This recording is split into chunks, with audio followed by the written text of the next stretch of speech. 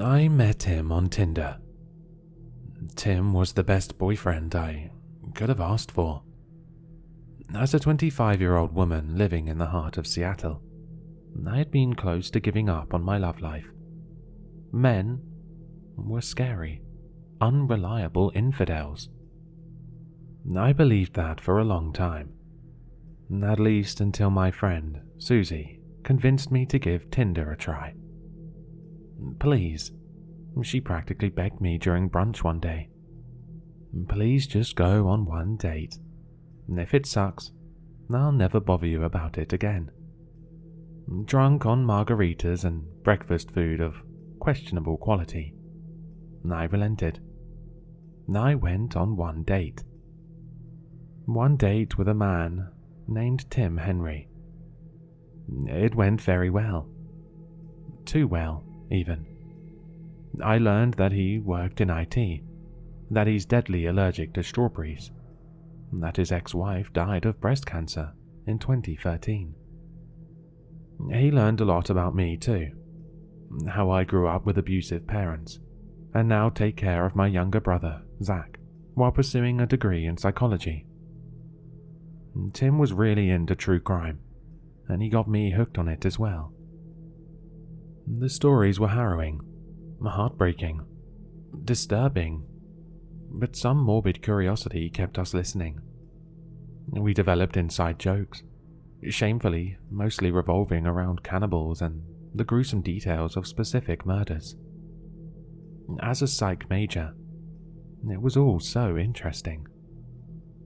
Obviously, those psych classes got me nowhere. I didn't see the red flags.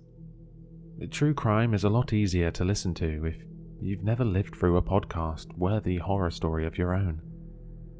Until then, true crime is a what-if, an almost impossibility that ensures you lock your doors at night, but never steals your sleep. After, it's all too real. Tim and I got married in 2019. As many married men do, he started to let himself go, let down appearances. He began to confide in me. He spoke to me about how he often had thoughts of murder, of skinning someone alive. I explained to him what intrusive thoughts were, and he seemed satisfied with that explanation. Later, he told me he had been diagnosed with harm OCD, a subcategory of OCD where the patient has obsessive and unrealistic worry about hurting other people, such as putting all your knives under lock and key so you don't kill your entire family. In reality, these patients are often even less capable of murder than the average sane person. It explained a lot of his obsessive violent thoughts, how he'd want to kill me for the smallest of infractions. I made sure to turn the lights off in the kitchen every night, since he told me he wanted to rip my fingernails out the last time I forgot. I would never have admitted it, but Tim was starting to scare me. I knew it sounded awful, to be afraid of someone with harm OCD, but I would come to be thankful for my paranoia. I began to keep a strawberry in my pocket. I was out with Susie on one of our regular Friday night dinners when I had forgotten the name of Tim's company. Naturally, I googled it. Strangely enough, I couldn't find it. I couldn't find Tim at all, actually. Anywhere on the internet. Even his Tinder account had been deleted. Being somewhat tech-savvy, I used an image search to scour the internet for a face match. To my horror, several matches popped up, none mentioning an IT company. The headlines blurred together in my head. I was so shocked I could barely hear Susie asking me what was wrong. I skipped the previews, shortened and cut off by the small screen of my phone. The Seattle man kills wife in brutal love story. I found her skinned alive, a harrowing story of love. Man charged of first-degree murder escapes prison. Tim Fuller, a monster loose among the streets. I got up and rushed home, leaving an equally horrified Susie in the dust. I had seen enough. I had heard enough. I needed to know the truth right then, even if it costed me my life. Even if I was in danger. Even if I loved Tim, and he loved me. He would tell me the truth. That's what I told myself. Even though he lied about having OCD, his ex-wife passing from cancer, and working in IT. However, I know better now. You can't fix killers. I burst into the house and shoved my phone in Tim's face. Something in his eyes gave away that the articles were not fake. I felt the world shift from under me as grief and shock dizzied my perception. The world shifted again when Tim tackled me to the ground. Everything from dinner to the second Tim snapped felt like milliseconds. I heard him screaming, but the words were too far away, too muffled to hear. Something warm spread over the back of my skull. Spots danced over in my vision. My body felt cold and sensationless. I felt like a corpse long before my death. Tim often told me how his mother had suffered from severe OCD. He mentioned he wasn't surprised he was diagnosed, as OCD tends to be genetic.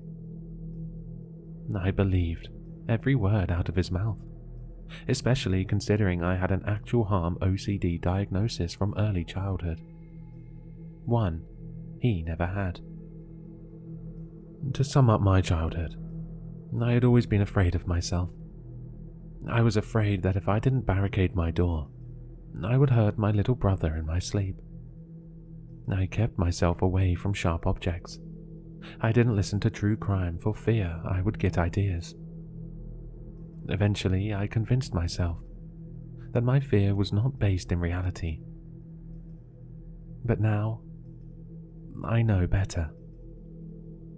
Maybe it was because of how my parents hurt Zach. Maybe it was how they hurt me. But deep down, I've always known I'm capable of violence. I was just afraid I would misuse it. But when I heard Zach scream, when I felt Tim's body weight shift from mine, when I saw something in his hand, smelled blood in the air, tasted copper in my mouth, I was no longer afraid. My vision cleared as I launched myself upwards, barely gaining complete consciousness before hurling myself into Tim's back. He tumbled forwards, the knife in his hand skittering across the kitchen tile. He grabbed my hair and pulled. I kicked his groin. We scrambled and flailed for the weapon, like two spoiled children fighting over a toy. A sharp pain radiated through my ribcage as Tim punched me as hard as he could, knocking the wind from my diaphragm, just long enough to brush the knife handle with his fingertips. My ears rung and diluted the sound of his nose breaking as I shoved his head into the floor. Chaos reigned over the small section of bloody kitchen floor we inhabited. Tim finally grasped the knife. The blade tore through my shoulder as my husband swung and stabbed at my flesh, blood warming my cold body even faster than before. Red flashed into my vision, but it wasn't from my cuts or Tim's nose. His cold grey eyes widened as I shoved the strawberry from my pocket as hard as I could down his throat, silencing his screams of rage and grunts of violent effort. I pushed my fingers down as far as they could go.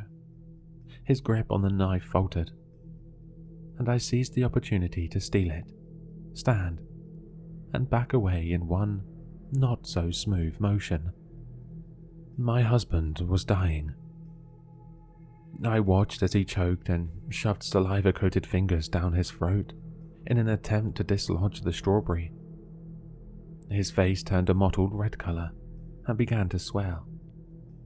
He kicked his feet and flailed on the blood-slippery floor in pain. His eyes now held fear and desperation, not anger.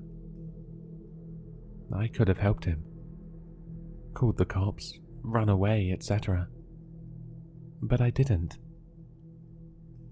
I watched Tim's body drain of life. I watched his chest seize up, deprived of oxygen. I watched his lips turn blue. I watched the veins in his forehead pop. I watched blood bubble from his nose. I watched his tongue swell and seal the strawberry into his throat. I watched Tim suffer. I watched Tim die. I liked it. The verdict came back, free of charges, due to the necessity of my manslaughter. It was self-defense. My lawyer had the easiest job in his career defending me. An escaped murderer, leading a double life. And the strawberry? So clever. Plus, I had to protect my younger brother. I was practically a hero. I was happy to continue my life as a free woman. No one had to know how much I enjoyed seeing Tim die. But if people did know, they would understand. He lied to me for years. I'll have to be in therapy for the rest of my life. Zach will never rest easy again. I did what I had to do to a man who deserved every second of it. With therapy, I came to understand that. A few years after the incident, my therapist recommended I start seeing men again. I had recently become open to the idea. After all, the situation with Tim was such a rarity. It would be shocking for it to happen again.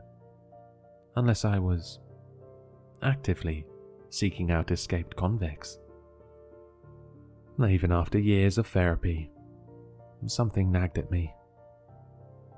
I liked watching Tim die. I got to watch the life go out of his eyes. I got to live out my obsessions. I got to draw blood. And none of it was my fault. It would never be my fault. So I took my therapist's advice. As I scoured the Seattle police databases for men with violent criminal records, I reactivated my Tinder account.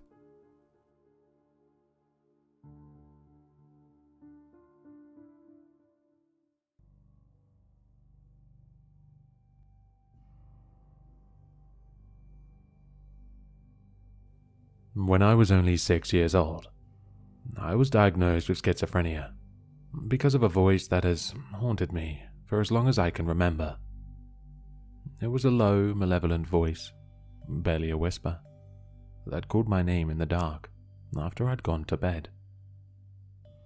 Billy. At least, that's how it began. My memory of the early years is hazy at best, but I know when I was very young, it didn't faze me at all. I thought it may have been my mother, hushing me to sleep. Whenever I told her about it, however, she always gave me this look. It was the same frown she made when I was being silly, or I'd done something wrong. When I was 4 or 5, I pieced it together and realized the voice wasn't normal at all. A little while later, I was diagnosed with schizophrenia and prescribed anti-psych meds. It was around this time I began to be afraid of the voice inside my head. It felt so real to me. Billy. Let me in, Billy. I'm hungry, Billy. I would lay awake most nights, silently soaking the sheets in my tears, and sometimes my urine. If it got unbearable, I shouted for Mum. She'd come thudding along the hall in her dressing gown and snapped the lights on, cradling my weary head into her arms.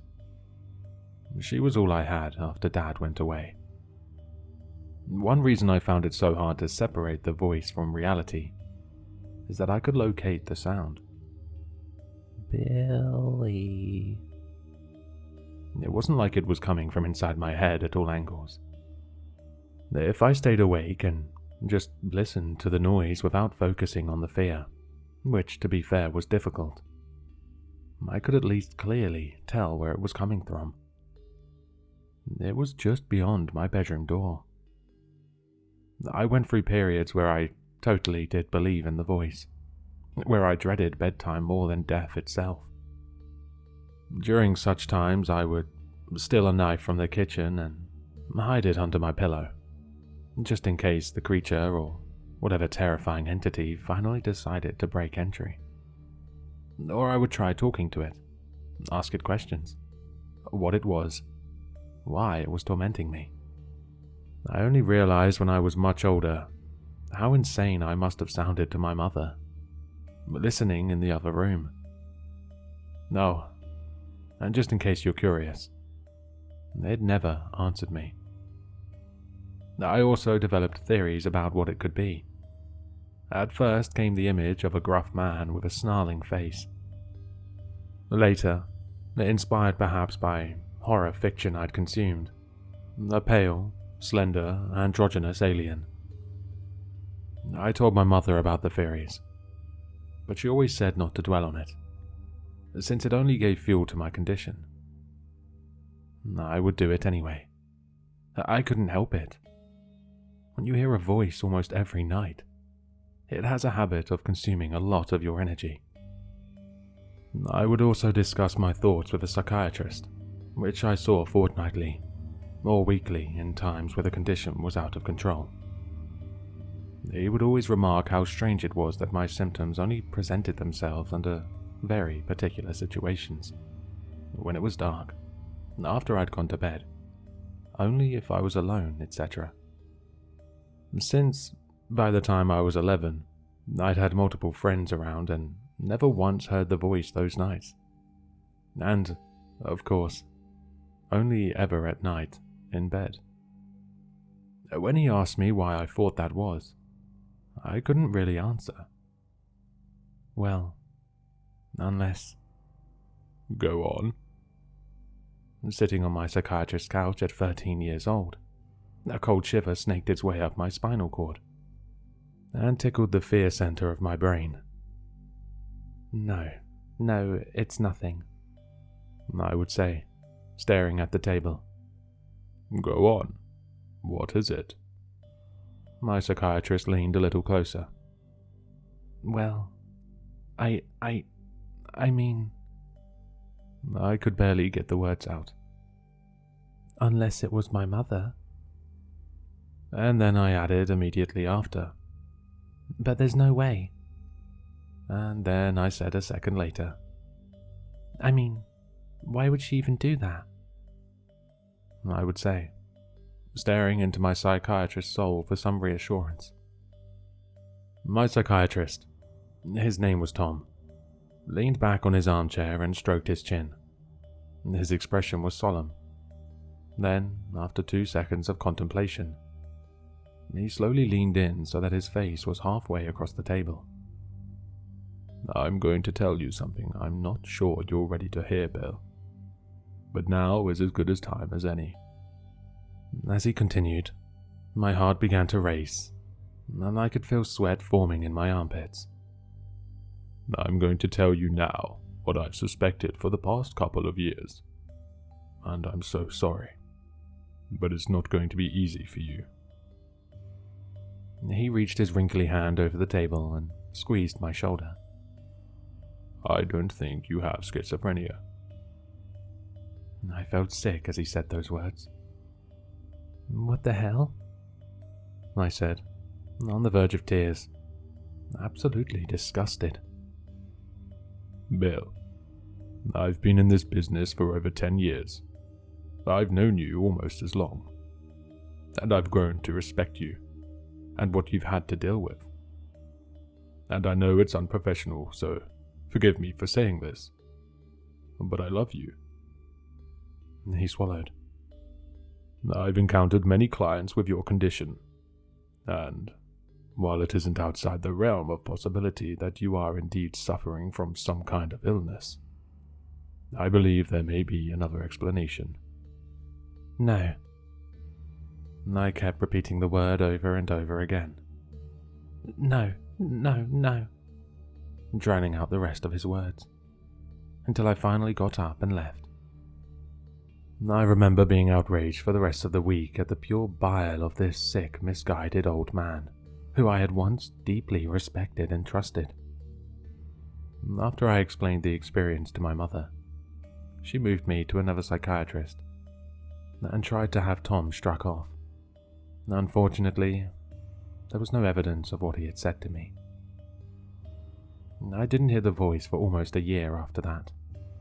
I began to feel much better, like a normal person. I slept much better. Days got sunnier, the dark got brighter. They were as if a weight had been lifted from my shoulders. I remember that time so vividly, so filled with sunshine and laughter, events flowing like a seamless stream. My mother's smile, and her wavy brown hair swaying in the breeze. Silly jokes with my best friend and young love. That's another story altogether. But, of course, it had to return. I had a mental illness after all. They don't just go away like a cut or a bruise. They're married to you for life. Something Tom clearly never understood, despite his years of study in the field. Soon enough, things were back to normal. I would be lying awake or almost asleep when that soft, eerie whisper trickled its way under the door. "Billy." And I was plunged back into my nightmares, into terror, isolation. You might think that the rest of my life wouldn't have to suffer because of a single voice I heard at night. But you're wrong. Apart from the fact it tormented me for hours, stunted my sleep, and filled me with mortal terror, it also served as a constant reminder that I was different. A freak. I was lonely with the voice, since I couldn't really talk about it much to anyone, except my mother, who, while tried to understand, could never truly connect with my suffering on a fundamental level. I was lonely, afraid and depressed. I attempted suicide, twice. Once by cutting my arms in the shower, and another by getting drunk, putting a plastic bag over my head and hanging my neck from the bedroom door handle with a belt. Both times failed, because my mother walked in on me. Being cared for in the hospital was the lowest point in my life, but it brought me to a place of reckoning. Laying on the white bed with stitches in my arms, I told myself, this time, I will do what I have never done. I'm going to confront this son of a bitch, or die trying. A tiny part of me warned that my condition was taking a hold, but it was too powerful for me anyway. I had given up trying to control it. It was that same night in the hospital that I heard the voice again. The son of a bitch was behind the cubicle curtain. I could even see the fucker's silhouette. Billy. Its faint and raspy tone came through clearer than ever. Time to extract your soul, Billy. Unfortunately, it walked away before I could pull back the curtain. When I was back at home a few nights later, I heard the bastard again. Billy. I'm getting closer to opening this door, you know. I can't wait to rip you limb from limb, Billy. I gently peeled the covers, snatched a screwdriver I kept under the mattress, and tiptoed across my bedroom floorboards. In one fell swoop, I snapped the light switch, retracted my arm, and swung the door open, full force. I ferociously thrashed into the space beyond, but couldn't see anything as my eyes were still adjusting to the light. I knew I'd hit something though, because I'd felt it in a big way. Heard it too. Finally, I was face to face with the creature that had tormented me my entire life. My mother was knelt down, her forehead impaled by the screwdriver I had flailed moments ago. Her motionless eyes, through streams of blood like thick syrup, stared back with cold malevolence. It was then I realized what Tom was trying to tell me, what I had suspected myself in flashing moments, but dared never admit. I wasn't sick. My mother was.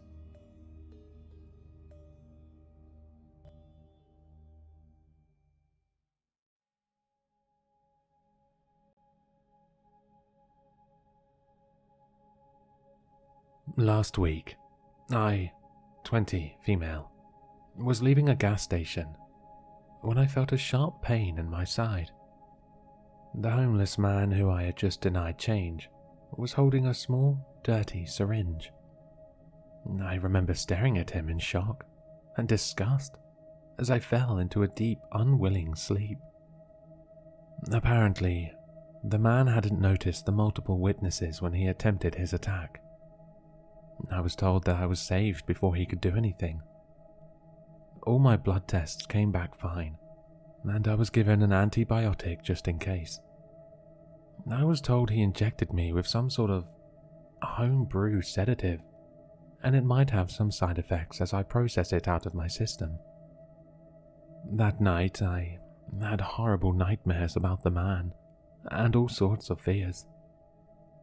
I woke up with a splitting headache, a dull throbbing pain, and a sharp pain coming in waves. My head was full of cotton.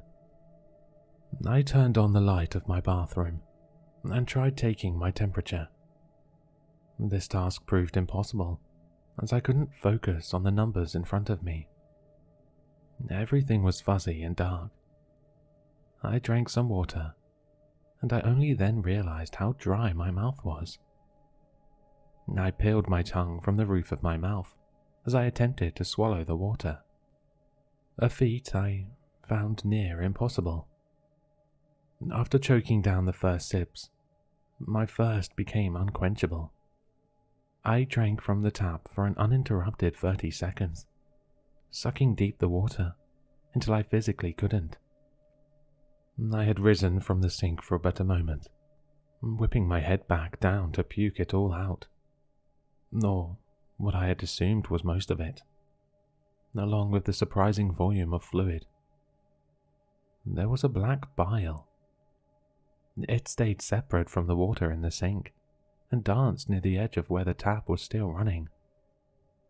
It had a strange, colourful shine in the light, similar to an oil slick. I returned to bed feeling hydrated, nauseous and exhausted. The next morning, I peeled my face from the pillow. Looking around, I noticed the blood. A small crust of dried blood, outlined where my face had been on the pillow. I felt my face gently, and realized it was extremely painful. Touching my face felt like touching a giant pimple, inflamed and sensitive. Approaching my bathroom mirror again, I made 2 discoveries. The first was that I had open sores surrounding the left side of my mouth. And the second, the rest of my face was fine. The source of the pain was my hands. My fingers were dark, swollen, and clubbed, the flesh tender and painful. The cuticles of my nails seemed to retract. I gave my doctor a call and he told me to come in later that afternoon. I cooked myself a simple omelette for breakfast. I found it extremely difficult as my arms disobeyed me slightly, shaking and moving in ways I didn't want them to. Plating the meal, I turned to carry the plate to the table and was startled by a sudden sound of glass shattering. I looked around frantically for the source, when I realized it was the plate. My hands were stiff and completely numb. The meal lay ruined on the floor. At this point, I decided to go to the emergency room. I had trouble navigating the stairs, and upon collapsing to the floor, my arms and legs stiff and uncooperative, I decided to just call an ambulance. At the hospital, I was immediately put onto an IV drip, and they asked me a ton of questions. The doctors had discovered a series of small porous lesions across my stomach. The sight made me sick. A tight pack of holes surrounded by grey dead flesh. These holes went deep too. I couldn't bear to look at them. I gently explored with my fingers and found that I couldn't even feel them. I could only feel that dull pressure. No sensation. I was sitting anxiously, gripping my thighs, waiting for some answers. I was stressed and sickened, feeling my own body change in such a way struck me with a hopeless kind of terror. That's when I felt it. A soft wetness and slight pain. I looked at my hands on my thighs, and I screamed. My thumbnail had pierced the thin, bloated skin of my thigh through my pants. I frantically struggled to pull down my pants, and revealed my legs were black and purple, covered in deep pus-filled lesions. I couldn't feel any of it. I felt weak, but overall normal, and I was looking at my skin and flesh being destroyed. The doctors moved me to a clean room until everything was sorted out. They did all sorts of tests and took many samples. I was never scared of needles, but the long, thick needle they used to take fluid from my back was mortifying. I began recording this because I fear this disease will take me. I wanted to record a few thoughts, even if they are delusional. The man in the suit, before asking me for money and later attacking me, the homeless man was talking to a businessman for an extended period of time. As I approached, I remember them both turning to stare at me. I only remembered seeing this man because I saw him again, looking through the window to my room. I pretended to be asleep and saw him just staring at me. What if this man had given him the syringe instead of the aforementioned spare change? I'm recording this because my arms no longer function properly. The nurse came in the morning and I woke with a start, swinging my arms wildly at her. I had no control as I watched my rotting hand claw at her. Eventually, the loose flesh on my arms sloughed off, exposing bare bone and muscle. The nurse, showered in my putrid flesh, vomited inside her clean suit. She left the room. I cried out in horror, shock, disgust, and sadness.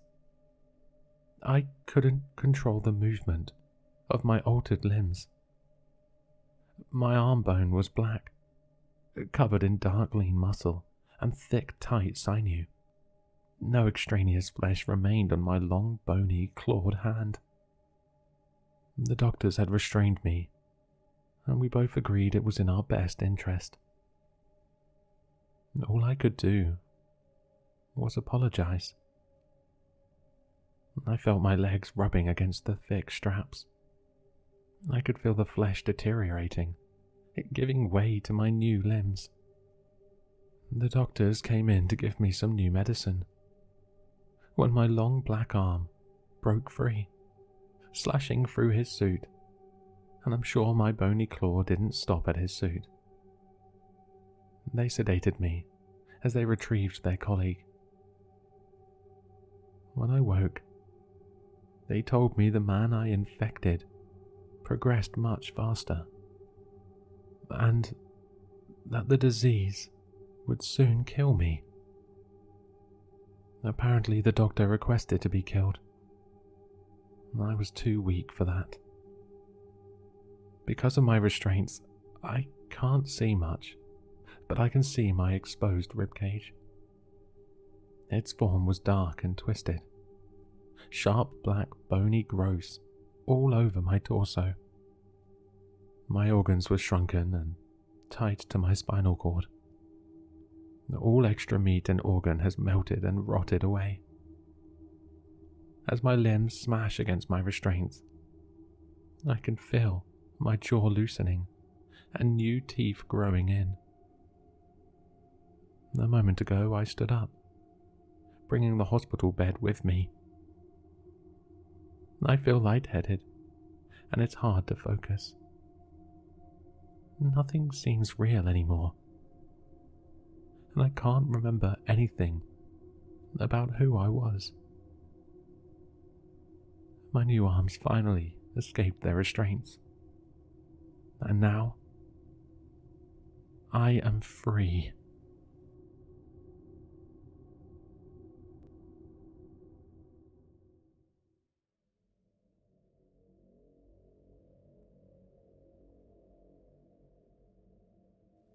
Come on, bro. Just download it. There's so many hot girls on this app. Mark pleaded, swiping through a barrage of attractive women to prove his point. Look, I just matched with one. I'm telling you, dude, it works. I had always been leery of dating sites, but I'd be lying if I said my curiosity wasn't piqued. I don't know, man. Kinder. It's an obvious Tinder knockoff. Plus, I don't know if I'm ready to put myself back out there just yet. Myra really screwed me up. I retorted, hoping that not-so-subtle jab at my ex would thwart his attempts to persuade me. Okay, how long has it been now? 6 months? You gotta move on. You're a great guy, and any girl would be lucky to have you. Just because you picked one bad apple from the bunch, it doesn't mean they're all rotten. Pulling at my heartstrings. You sly bastard. I'll consider it, alright? Fuck yeah. You won't regret it, Jason. I downloaded the app later that night. I was honestly giddy to test it out. If it worked as well as Mark said it did, I'd be elated. Though I'd never admit it to him, the loneliness was beginning to take a toll on me. Mark was right. It was time to move on. I selected a handful of photos that I thought I looked decent in, hurriedly scrolling past the wall of pictures of Myra and me that I hadn't had the heart to delete. Looking at them always sent a pang of grief, jolting through my heart, a constant reminder of the mess I'd made. But it was over. I couldn't change the past, only the future.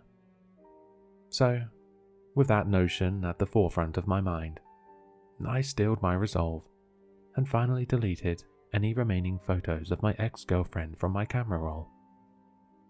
After a week, I was a bit underwhelmed at the modest number of girls I'd matched with. When I was fortunate enough to kick off an interesting conversation, it usually fizzled out after a day or so. Give it time. You just got back in the game after 2 years of being off the market. You gotta give yourself a chance to learn how to talk to girls again," Mark advised. "Here, let me see your phone.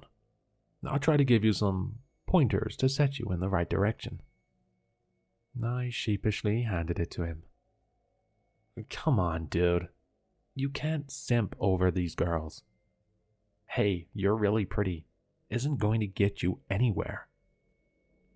"Okay, what do you start off with then, Johnny Sins?" "I start off with a cheesy pickup line. Sometimes it makes them laugh, and it's not a bad way to break the ice." "Which one do you use?" I queried, hoping to pilfer his. "I start off with a, 'Are you a parking ticket?'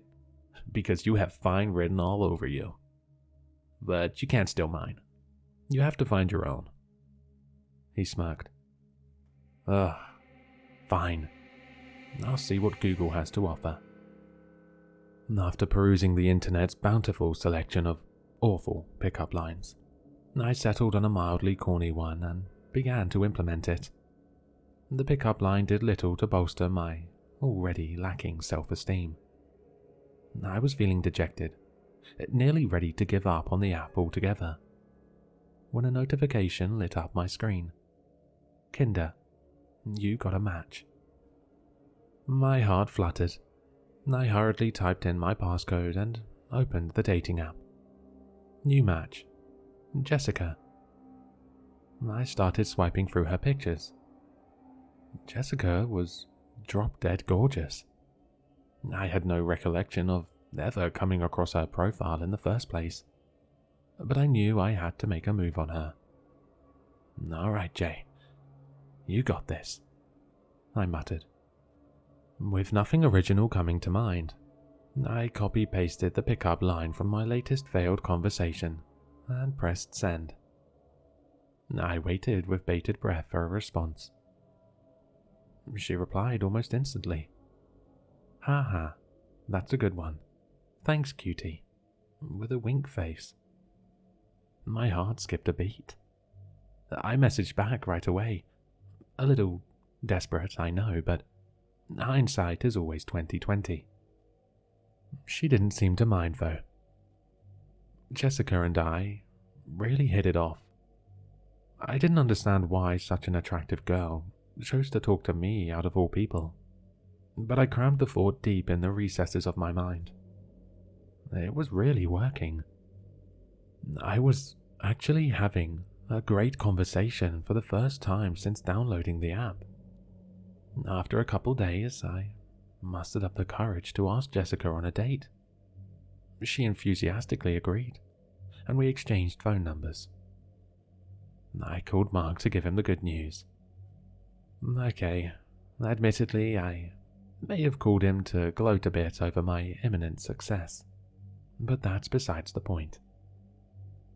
"That's awesome, bro. See, I told you, the pickup line thing would work." I have to hand it to you, man. I can't believe I'm saying this, but you were right. I admitted, much to Mark's satisfaction. "Glad to be of service, kind sir," he replied in his goofiest British accent. "You're such a goon. She wants me to meet her at her place this Saturday." "Dude, that's great. You've still got a couple days to prepare, so just play it cool until then, and you'll do just fine." "You're right. I just hope I don't screw things up." "Don't worry, man. You got this. I believe in you." Mark doted, trying to boost my confidence. I really hope you're right. That night, I had one of the most vivid dreams of my life. I was alone in a dark house that I didn't recognize. The luminescent glow of the television was my only light source. I wearily stood. I felt tired. So tired. As if I was underwater with cement blocks strapped to my feet. I blearily called out into the encompassing black. "Hello? Is anyone here?" I didn't expect a response, so a twinge of fear and confusion pulsed through me when a soft, soothing voice emanated from deeper in the home. "In here, baby," she sang, enticing me to follow. I moved as quickly as my heavy feet would allow, clumsily making my way to the hall. "Where are you?" I shouted. The figure began to emerge from a room at the far end of the hallway. It was Jessica. She looked absolutely magnificent. She was dressed in lingerie, her skimpy outfit proudly advertising her assets. Long brown hair flowed down her back, tapering off nearly halfway down. Her smile captured my heart, beautiful rows of stark white teeth gleaming back at me. Her stunning green eyes connected with mine, paralyzing me with her tantalizing gaze. She glided up to me and gently took my hand, lightly dragging me behind her. My heart pounded in my chest. Joy overtook me as we closed the distance to her room, every second mounting to the glorious crescendo that I was dying to experience. Then, right as we reached the doorway to her room, I heard an alarm clock. My eyes sprung open. Disappointment enveloped me as I realized it was just a dream. But it felt so real. Maybe it was a vision. A passing sense of delight bubbled inside me at the thought. I had the same exact dream every night that followed. Each time, Jessica and I would come so close to passing the threshold of her bedroom, only for my alarm to tear me back to consciousness. It was starting to freak me out with the consistency of it all. I reasoned that because Jessica was on my mind all day, my dreams were reflecting that. I tried not to dwell on it and focus on mentally prepping myself to meet Jessica in person. The days leading up to our date were full of anxious anticipation. When the day finally came, I was a bundle of nerves. I made sure to look my best, applying extra deodorant to mask the foul stench of nervous sweat I was certain would come. I left my house a few minutes before 8, shooting Mark a text to let him know of my departure. I pulled into the driveway and messaged Jessica to let her know that I'd arrived. She instantly replied and told me to let myself in. I thought it was a little strange that she wasn't going to greet me at the door, but I ignored the notion and timidly approached the house. The sweat began to pool above my brow as I pushed open the front door. Once I stepped inside, I froze in utter shock. It was the same house from my dreams. Everything matched, even down to the brown splotch on the carpet. Hey, I'm here," I stuttered, announcing my presence. "In here, Jay, baby." Jessica's sweet voice floated from within the house, luring me further in. I cautiously trudged onto the eerily familiar hall, and there she was. She looked even more gorgeous than she had in my dreams. That long brown hair cascaded down her shoulders. Her petite frame was flawless. Her minuscule amount of clothing clung to her perfect features in a way that only worked to embellish her even further. Her smile stunned me as I stared, transfixed into her glistening green eyes. She stood seductively in the doorway, beckoning me closer. My legs involuntarily drifted toward her, and in a matter of seconds, I was standing before the radiant enchantress I'd been so eager to meet. She slipped her soft palm into mine, interlacing our fingers, and pulled me into her room. She led me straight into her bed, where she adopted a promiscuous position atop the covers. "Care to join me?" She giggled. You know it," I replied, donning my best sexy voice. I swiftly kicked off my shoes, discarding them at the foot of the bed. I began to approach her, but my foot clumsily caught on the corner of the bed frame, sending me crashing to the floor with a loud thump. "Oh my goodness, are you alright, sweetie?" Jessica implored, alarmed at my sudden mishap. Yeah, I'm fine," I breathed, preparing to lift myself back up. Before I did so, I caught a glimpse under Jessica's bed. A shriveled, rotten corpse glowered back at me, hollow, sullen eye sockets cold enough to bore a hole through my chest.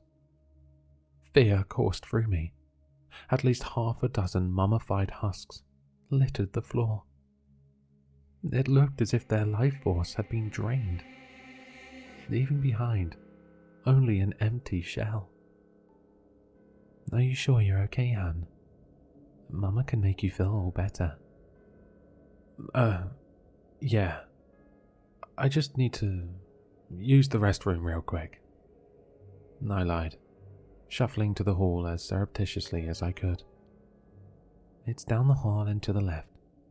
Hurry back now, sweetie," she uttered, a tinge of impatience seeping into her words. "Oh, I will." Once she was out of sight, I bolted to the front door, not caring that I'd left my shoes behind. I jumped into my car and floored it out of there, tires squealing as they grappled for traction. Jessica tried calling me repeatedly afterward. I blocked her number and deleted Kinder. I receive calls from random numbers occasionally, but I can't definitely say that it's her. I have a sinking feeling that I haven't seen the last of her yet, though, because every now and then, I still have that same recurring dream. Only now, I always see how it ends. And I wouldn't wish that nightmare upon anyone.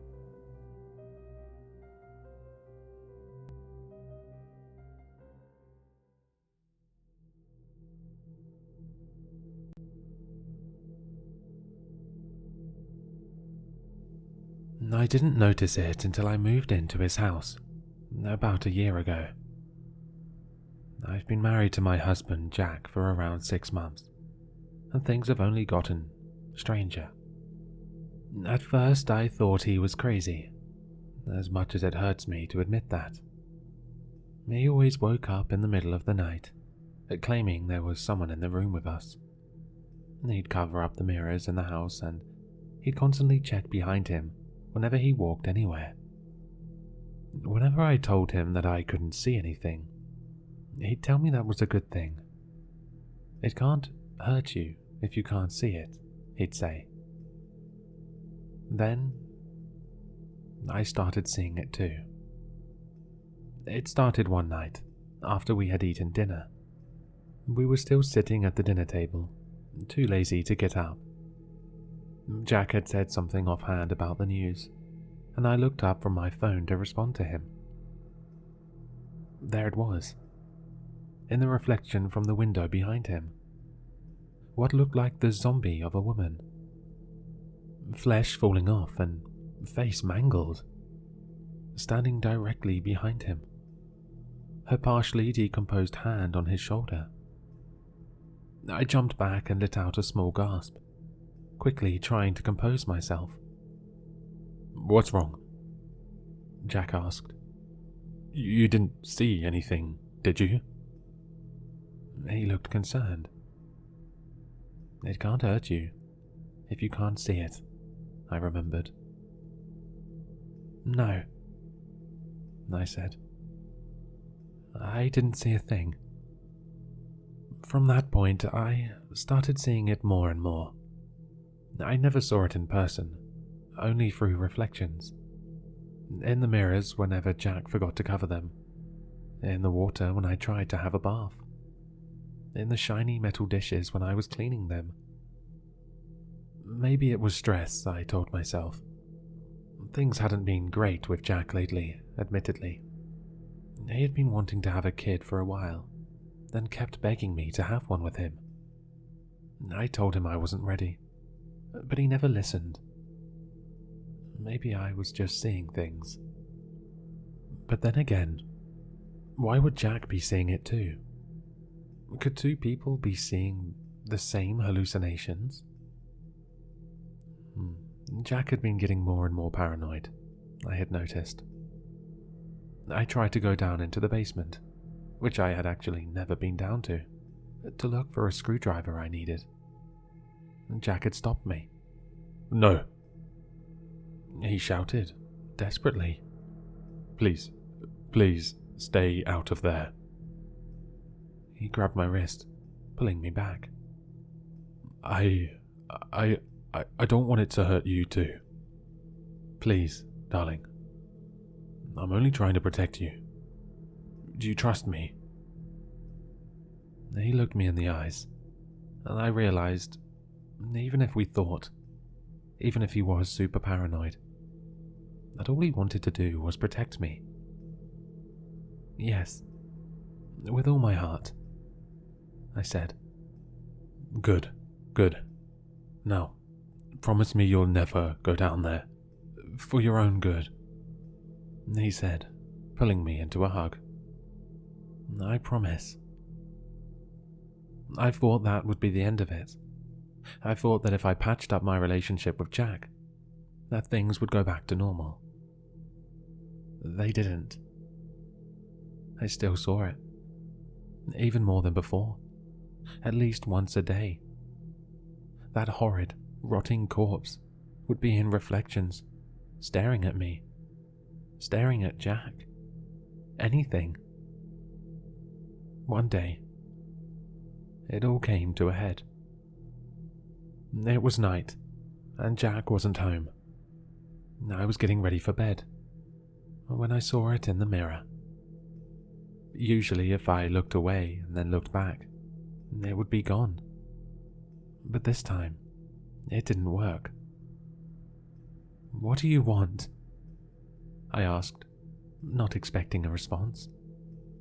"Avenge me," it responded in a raspy, broken voice. I stepped back. What do you mean?" "The basement. Go down and find the truth. Set me free," it said. "And why should I do that?" The thing laughed. "I was just like you know? Blinded by love. Go into the basement. See who he really is," it said, and suddenly disappeared. Cautiously, I stepped down the stairs leading to the basement, armed with a kitchen knife. I found a box in the very corner of it, and I opened it, hoping it was just a box of Jack's childhood possessions, or maybe a collection of baseball cards. I was wrong. Documents. Thousands of documents and personal belongings spilled out of the box. Arthur MacDonald. Jack's real name was Arthur MacDonald. A man who was apparently guilty of first-degree murder. And apparently, he was also legally dead. "Jack," I said in disbelief. "You couldn't." "Oh, he could," the voice suddenly said, scaring me half to death. A small hand mirror in the box held the thing. It was staring at me. "Go ahead. Read the other documents, darling," it said, laughing. She was Michelle MacDonald, Arthur's wife, who he had brutally murdered. "I really thought he loved me, you know," Michelle said sadly. But all he wanted was a child, another heir to his family name. I was a fool. You weren't a fool, I said. You were in love. And so was I. We really are alike, darling, Michelle said. I tell you what, so long as Arthur keeps this con up, I'm doomed to stay on Earth forever. Set me free. I watched as a hand reached through the mirror, offering me a silver blade. Do it, she said. I will, I answered, taking the knife. But I can't do it alone. I waited about a week to confront him, waiting for the perfect time. Michelle and I had a plan. Arthur and I were getting ready for bed when Michelle appeared in my phone reflection and nodded. It was time. I discreetly uncovered the mirror as Arthur got into bed. What should we do for dinner tomorrow, darling? He asked. No, I don't know, I answered. Arthur? He looked up. Babe, what are you talking about? I think you know. Just like you know about Michelle. He laughed uncomfortably. How do you know about Michelle? I'm the one asking the fucking questions here. Why did you kill her? He stared at me with cold eyes. All I wanted was a son, you know. She couldn't give me one. Infertility, you know. 1 in 5 women. Crazy, right? So I thought, if she couldn't have kids, who would ever want her? Don't you see? I was doing her a favor. And afterwards, all I had to do was start going by my middle name and marry another woman. I mean, what are the odds I'd marry 2 barren ladies, you know? One of you had to have a childbearing body. And now that you know, we can start a family together. Wouldn't that be nice? He said. No, I said, beckoning to Michelle. It wouldn't. I watched Arthur's eyes fill with fear as Michelle stepped out of the mirror, filling the room with the foul smell of rot. She limped towards Arthur as I sneakily pulled the silver blade out from my bra, where I hid it. Arthur stood protectively in front of me. Don't worry, darling. She won't hurt you. I laughed. Oh, Arthur, silly, I said. Without a second thought, I plunged the blade directly into his back as he crumpled to the ground in pain. I stood beside Michelle triumphantly. I know she won't hurt me.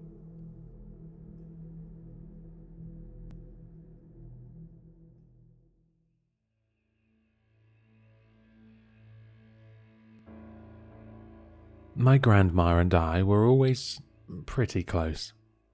When I was a young child, she taught me how to play the piano. We spent many nights playing all sorts of fun board games. She had a kind, loving heart, but she was stubborn to the core. She was stronger than anyone I knew. However, I had lost contact with her after I left for college a few states away. She called a few times and we chatted the day away. I was shocked to hear, only a few months later, that she had become very sick. Her calls when she was sick had taken a strange turn. She was frantic and breathing heavily. She started saying things were following her, and she was frightened. I tried to calm her down, but eventually my mum got concerned and went to go live with her. The calls stopped after that. Exactly a week ago, my mother texted me asking me to look after Grandma. She had to go on an urgent business trip and couldn't leave Grandma with a stranger. I obliged and took the bus over. I had a few weeks off anyway, and I did miss the stubborn lady. I arrived at the house on Monday. My mum had left a few hours earlier. When I opened the door with luggage in my hand, I felt an overwhelming sadness. The house I remembered so clearly was just an echo of what it used to be. It was filthy and clearly had not been maintained like it used to. My mother had left a note on the fridge with everything I needed to do. Strangely, there was very little on the list. Besides all the basics like feeding, pills, dressing, bathing, there was one that stood out to me the most. At the bottom, underlined 3 times, stood, "Don't get too close." My first thought was that this was some kind of joke. But then again, my mother wasn't the joke type. How was I supposed to do all my tasks without getting too close? It seemed impossible. I pondered to myself, thinking my mother had a strange sense of humor after all. I wrote it off. I wish I hadn't. Seeing her in the flesh was a strange sight. She laid in her armchair all day, in front of the TV. Her eyes were almost see-through with glassiness. Her mouth pressed tightly, and her breathing was shallow and hoarse. I hated to think it, but it freaked me out. I gave her all her medicine, and made sure to turn on the feeding tube exactly when it said to on the note. I got very close when I had to brush her teeth. I think she held her breath when I did it. She must have been nervous. I felt so bad for her. She didn't move or speak or react during the tasks. She just stared blankly at the screen. I had to almost pry her mouth open. On Tuesday, I woke up expecting her to at least have moved around in her sleep. But she was still in the same exact position on the armchair. She could have asked me to move her to her bed. I told her that she was welcome to ask me anything. No response. That afternoon, when I went to get her pills in the cupboard, I finally heard her speak. She said only one word. Stay. I turned around, instantly expecting her to look at me with a sorrowful smile, but she was still in the exact same position. I turned back around and said, "I'm always here. You know that." "Of course I'll..." She cut me off. Her voice was strangely raspy. "Come closer." She was still staring at the screen with a blank gaze. "Grandma?" I tested the waters. Nothing. She was freaking me out. Was I hearing voices? Was she messing with me? Perhaps I needed a break. All of this was just getting to me. I gave her all her medicine while attentively watching her for any movement. And on the Wednesday morning, the realization hit me. She only spoke to me when I didn't look at her. But why? Maybe she was ashamed of the state she was in. It was strange, but I went with it as I had not gotten any communication yet. I walked to the living room after a walk outside and turned back around. "Grandma." "Are you okay? You haven't said much to me since I got here." "I'm always here for you." Closer. Why did she want me so close? I hesitantly reverse walked to right beside her. Closer. That didn't sound like her. Closer. In fact, that sounded like someone else. Grandma, I'm right here. My voice was shaking. What was going on? I moved one step closer. My heart was beating faster and faster. I wished I could run away. I felt like she was watching my every movement, waiting for something. Then suddenly, she grabbed my hand aggressively. I immediately spun around, but she let go in a split second. There she was, in her chair, exactly the same. I heard breathing with a hoarse, shortened air. I got so scared in that house. I couldn't sleep that night. I felt like I was being watched and, frankly, I was worried for my grandma. She was acting very odd. I shuddered to think of it, but it felt like that hand belonged to someone else. Plus, the house reeked. I was scared rats had died underneath the floorboards where Grandma slept. So, I panicked and called my friend, Amy, who's a nurse, to drive over. Amy was very kind to come over in the dead of night.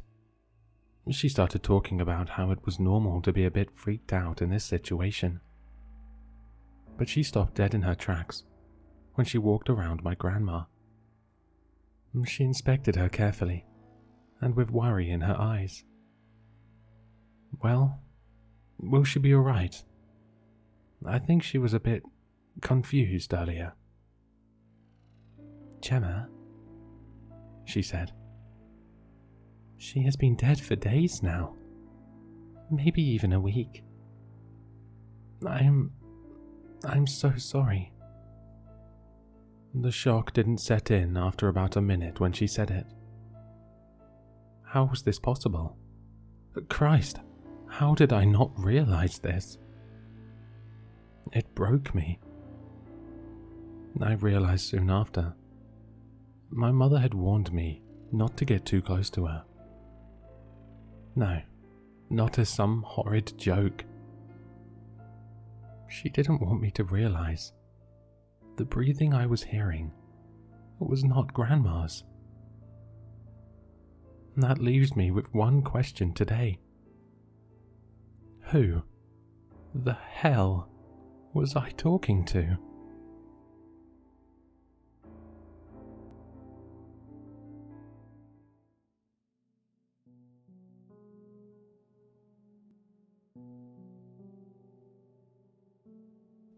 For most of my life, I never gave much thought to sound. Of course, everybody likes music, but I was always more of a passive consumer than an active listener. You certainly wouldn't catch me singing along. I appreciated the sounds of a bubbling stream or an early morning birdsong, but if you had asked me what my favorite sound was, I'd probably just give you a blank stare. That changed a few months ago. My mother isn't a great singer. Honestly, she's not even good, objectively speaking. But if you were in my shoes, her singing voice would be your favorite sound too. It's been almost a year since the accident. My parents were on their way to my house for Christmas dinner when their car slid on black ice and into an old oak tree on the side of the road. Dad died on impact. They said he didn't suffer. Mum was slightly more fortunate, but she hasn't been the same since. By the time she was admitted to the hospital, she had suffered a massive stroke. She hasn't been able to speak since. Her neurologist, Dr. Broad, diagnosed her with a severe case of Broca's aphasia. In even more mild cases, people with this condition have trouble uttering more than a few words at once. My mother is lucky if she can utter a single word. Her cognition is fully intact. She can read and do math, and she knows what she wants to say. But if she tries to verbalize it or put it on paper, the words just won't come out. About 6 months ago, I was driving her home from one of her weekly neurology appointments when her favorite song came on to the radio, Uptown Girl by Billy Joel. When the chorus started, she began to sing along, hardly missing a single word. Within seconds, I was crying so hard I had to pull over to the side of the road. Tears were streaming down her face as she smiled at me and carried on with the song. As soon as it was over, I turned my car around and drove right back to the doctor's office. Apparently, this isn't terribly uncommon. Dr. Broad explained to us that language processing is primarily handled by the brain's left hemisphere, while musical output and other forms of creative expression are mostly right brain tasks. Still, he was flabbergasted when we replayed the song and my mother sang along fluently. 2 weeks later, my mother sang Happy Birthday to me. When she got to Happy Birthday, Dear Emily, I wept again. It was the first time I had heard her say my name since last Christmas. As the months went on, we started incorporating musical therapy into her recovery. Dr. Broad and his treatment staff thought that, if we were lucky, this might stimulate the left side of her brain and allow her to regain some of her lost speech function. Eventually, my mother began making up her own songs to express what she was thinking or feeling. They were usually set to the tune of old nursery rhymes or lullabies, and they always rhymed. She had been staying with me ever since the accident. Desperate to regain some sense of self-reliance, she expressed through song her desire to return home and stop burdening me with her care. I reassured her that she had never been a burden, but reluctantly agreed to move her back to her home where she had been living with my father since before I was born. Every night since moving out, she would call to sing me a song. Twinkle, twinkle, little star, I hope you know how loved you are. You've always been my brightest light. Sweet dreams, my dear. Sleep well. Good night. Good night, Mum. I love you, I'd say. She still wasn't capable of saying goodbye most of the time, but she always refused to hang up first. I would wait until I heard her contented sigh, signaling that it was okay for me to end the call. 2 nights ago, I went to bed without a call from my mother. I lay there in worry for over an hour before I picked up the phone to dial her myself. The line rang a few times before her answering machine picked up. I left a quick message, telling her that I loved her and that I hoped she was all right. Despite my concern, my exhaustion got the better of me as I drifted off to sleep shortly thereafter. 3 hours later, the ringing of my phone startled me awake. Sleep-deprived and weary, I could barely read the words on the screen. Mum calling. I practically leapt out of bed to answer the call. Mum, I said, trying not to sound too fearful. Is everything okay? There's someone here who isn't me. There's someone here who shouldn't be. Across my entire body, my hair stood on end. What's going on, Mum? Who's there? He said that he's a friend of Dad. I think he lies, he's someone bad. I rushed out of my bedroom and grabbed my coat from the hall closet. Stay where you are. I'll call the police. I'm on my way, Mum. I frantically dialed 911 as I started my car and peeled out of the driveway. I explained the situation and my mother's condition to the dispatcher. The last thing I needed was for the police to show up in the middle of the night and think that she was crazy or strung out. By the time I had completed the 15-minute drive to her house, the police were already there, performing a thorough search of the property. If anyone was there, he's gone now," one officer said to my mother and me as we stood anxiously by the curb. "You're sure?" I asked. "You checked the attic, the basement, everywhere?" "Nothing," he said, matter-of-factly. "You're safe." Although he blends in with the air, that doesn't mean he isn't there.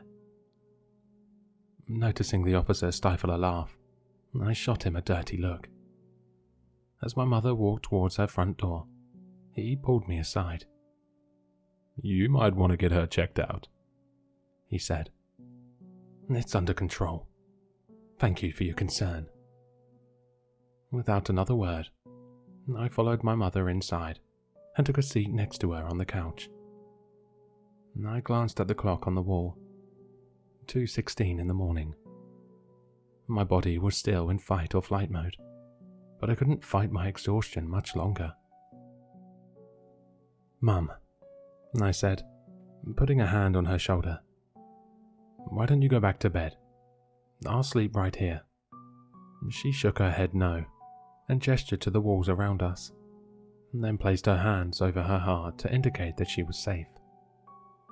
After a very one-sided conversation, in which I insisted on staying the night, she finally retreated to her bedroom. I laid my head on a throw pillow and drifted off with ease, unnerved by the absolute silence of the house. The rest of the night went by without incident, at least as far as I could tell. I was awakened at sunrise by my mother's sing-songy voice emanating from the kitchen. "At night he paces down my halls, for now he'll sleep within the walls." I raised myself up and stretched my back, realizing that sleeping on the couch hadn't done my joints any favors. Looking at my mother, I was beginning to wonder whether the stroke had affected her more than we had previously thought. I don't know what he's waiting for. I wish he'd walk right out the door. I entered the kitchen and gave my mum a big hug. "Get any sleep?" I asked, smiling. She shook her head before gesturing to the breakfast that she had laid out on the kitchen table. We said nothing as we ate, enjoying each other's company. I was admittedly relieved that the house was now illuminated in the glow of the morning sun. The silence that surrounded us finally felt peaceful again. I kissed her on the cheek and thanked her for the breakfast, assuring her that I would return after work to spend the night with her once more. She didn't argue with me this time. She was a strong woman, desperate to convey a lack of fear. But I could tell she was worried. I didn't get much done at work. I found myself taking breaks every hour, sometimes more frequently than that, to call my mother and check in on her. If she wasn't feeling like her usual self, you wouldn't know it by the song she sang. By the time I returned to her house, it had already been dark out for over an hour. She stood on her front porch as I pulled into her driveway, waving enthusiastically with both hands. I wondered if she'd missed the times when we were living together. I greeted her with a hug and asked her how her day had been. "Not feeling well, but glad you're here. Thank you for being you, my dear." Our evening was relaxing and uneventful. I cooked spaghetti for us both, and she expressed through song how much she loved it. I knew it wasn't half as good as hers. After dinner, we watched a few episodes of her favorite old sitcom, laughing and cuddling with each other on the couch, as if I were a little kid again. At one point, she grabbed the remote to mute the television and stared into my eyes. Tears welled in her eyes as she sang her usual nighttime lullaby to me. She didn't smile throughout the whole song, as she usually did. After yet another long embrace, she retired to her bedroom and closed the door.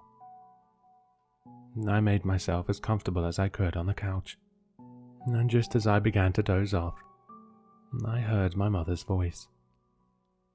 He's getting closer every night. You can almost see him, but not quite. I slept intermittently for the next few hours, dreaming of a tall man in dark clothes who wandered the halls of my childhood home. Eventually, I was awakened not by the sound of my mother's voice, but by the opening and closing of her bedroom door. Dragging myself off the couch and making my way down the hall, I felt a chill in the air. She must have gotten up to open a window, I thought, because the hall was noticeably colder than the living room. "Mum?" I called out, to no response. I turned the knob of her bedroom door to find it locked. For some reason, I wasn't panicking. I knocked on the door and called out to her a few more times. "Do you want me to call someone?" Just as I was preparing to turn and walk away from the door, I heard her, quietly, in almost a whisper. She was singing. I couldn't make out the words, but she didn't sound afraid. Shrugging my shoulders, I returned to the couch and back to sleep. My mother didn't wake up this morning. By the time I awoke, it was clear that the sun had risen hours ago. Immediately, I feared the worst. She never slept much past dawn. I rose to my feet without even checking the time and raced down the hall. The door to her bedroom was now unlocked. I found her lying in her bed, her arms crossed over her chest as if she had posed for her own funeral. I cried over her body for a while, though I hated the sound of my own voice. I figured it was finally my turn to sing. "Twinkle, twinkle, little star, I hope you know how loved you are. You've always been my brightest light. Sweet dreams, my dear. Sleep well. Good night." Wiping the tears from my face, I stood from her bed and took one last look at her. She had never looked so beautiful. She wore the faintest hint of a smile. I had no reason to doubt that she died peacefully. I returned to the living room and grabbed my cell phone to call someone. Although it was plugged into the charger, it had been powered off. I didn't remember doing that. As I turned it on, I immediately received a notification. 2 new voicemails. The first message was from Dr. Broad. "Hi, Emily. Can you give our office a call this morning? We noticed something in your mother's latest scans. Please, call back as soon as you can." The second message was from my mother. "He's not as bad as he first seems. He said he saw you in your dreams. He really wants to meet you too. I told him where he could find you.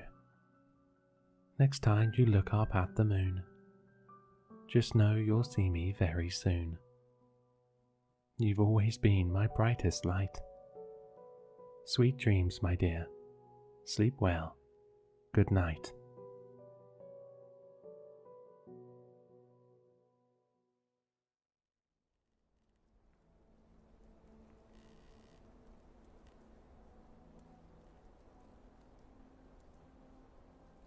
Sonder. A word used to describe the profound feeling of realizing every stranger around you has a life as complex and important as your own. It's also the name of the town I grew up in. Sonder lies on the eastern coast of the UK, on the north side of England. If you reach Scotland, you've gone too far. But if you're in Scarborough, you've not gone far enough. It sits somewhere between there, though I don't think anyone could be more specific.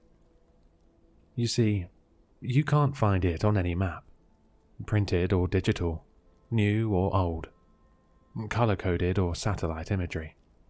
There is no sign of this town existing at all. If you pay enough attention online, you'll find the odd few people mentioning the place. Like this, what you're hearing right now. Like a whisper passing by in a busy place. You only know it's there if you're looking for it. Yet, to a vast majority of the world, Sonder is just a word. I was born there and raised within its confines. I moved away at 15, about 10 years ago. It was a peaceful, seaside village, the type where everyone knows each other, the type where, when someone hosts a get-together, all residents are invited. It was a close-knit community. I still remember it with mostly fond memories. The waves lapping onto the sand all through the night, the cobbled streets scorching your bare feet as you walked back from the beach on a summer's day, the dark woods that overlooked the town from High Hill. High Hill is what we called the hill that stood next to Sonder. It blocked any chance of a view to other towns or cities. We resided in a valley at the edge of the sea, and whilst we liked it there, it felt very secluded. The town had a few small businesses. My favourite was Uncle Pete's Pizza. Everyone called him Uncle Pete, although he wasn't actually anybody's uncle. But his pizza place was perfectly between our home and my mum's pub. Every Friday she would pick up a pizza on the way home. Absolutely no exceptions. Me and my older brother, Jacob, were always excited for this. Much of the town had been there for generations, the population naturally getting smaller as more and more of it became family. But a few people would move there every now and then. All of them found the town in the same way, a leaflet coming through the letterbox while searching for somewhere to move. Every single time, the same story. They were driven here by a house-moving service. I guess with no directions or map, it would be difficult to make your own way here. They were lovely, they really helped us, they would always say. Nobody ever really seemed to question it much. I mean, it's not like we were trapped. We could leave whenever we wanted, make no mistake. Sonder was no prison. It didn't even feel like one. It's just difficult to find. And leaving just felt icky, like you shouldn't do it. As the internet became mainstream, it became more and more obvious to people that the town was so hard to find. Suddenly, people had friends from outside of Sonder, but they could never visit, because they could never seem to find their way in. A GPS signal was weak, and opening any app on your phone that tracked your location wouldn't be able to pinpoint you. One truly odd thing about Sonder was the appliances. All of them had the same logo on somewhere, the letter V in a circle. Since leaving, I've tried to research this company, but to no avail. The moving company that people arrived in also had this logo on their vans. The town had its issues, none more known than the scream singers. At night, if you listened hard enough, you could hear them. A chilling, soft sound. It was almost like a distant scream, yet more melodic. Something enchanting, yet fills you with dread. Nobody ever saw them, but someone in the town would go missing every now and then, maybe once or twice a year. Some lived alone and hadn't been seen in a few days before anyone realized. Some were cuddled up to their partner in bed, only for their partner to wake up with them no longer in their arms. The only thing they had in common is that there was never any sign of entry or struggle. My entire life, I've known the echoes over the valley to mean trouble, but my mother used to tell me stories of when the townsfolk thought they meant hope. A simpler time. It's difficult to pinpoint exactly when people made the connection between the disappearances and the whistles of the night, but they would always start a few weeks before a disappearance and stop the night after someone had gone missing. This had always intrigued me, but not as much as it did my brother. Jacob found it fascinating, perhaps because he had never had someone close to him taken and didn't understand the pain. To him, it was just a mystery, wrapped in questions. Some believed in the scream singers to be the ones taking these people. Some believed their calls to be a warning that something darker is coming. Whatever people believed their intentions to be, everyone knew that their somber singing over Sonder was only bad news. My fond memories of the town became clouded when the trauma of my final few days there enters my mind again. Years of therapy have helped me cope, but I feel talking about it publicly is the final thing that may bring the peace. As far as I know, I am the only person to have seen a scream singer, or at least the only living person. It was the summer solstice, the longest day of the year, the 21st of June. Sonder has always held a small festival on this day. It dated back almost a century at the time, it being the 97th consecutive solstice celebration. The festival took place not during those long sunlight hours, but as the sun began to set and the longest day ceased, at about 9:30 p.m. But the town of Sonder felt more melancholy than usual, especially for the festivities that were going on. The scream singers had started their wails again about 3 weeks prior, getting louder and louder each passing night. Sure enough, about an hour after the festival began, you could faintly hear the noises again, piercing through the sweeter melodies of the festival and the chatter of the crowds. People tried to ignore it and continue the celebrations, but every time the wind blew in just a particular way to make the noises more prominent, you could see the look on everyone's faces, the unspoken, silent fear washing through the crowds like a wave. My mum's pub, really our family pub, was right at the festival. As such, the doors were wide open, and people kept coming in and out. It was always one of the busiest nights of the year.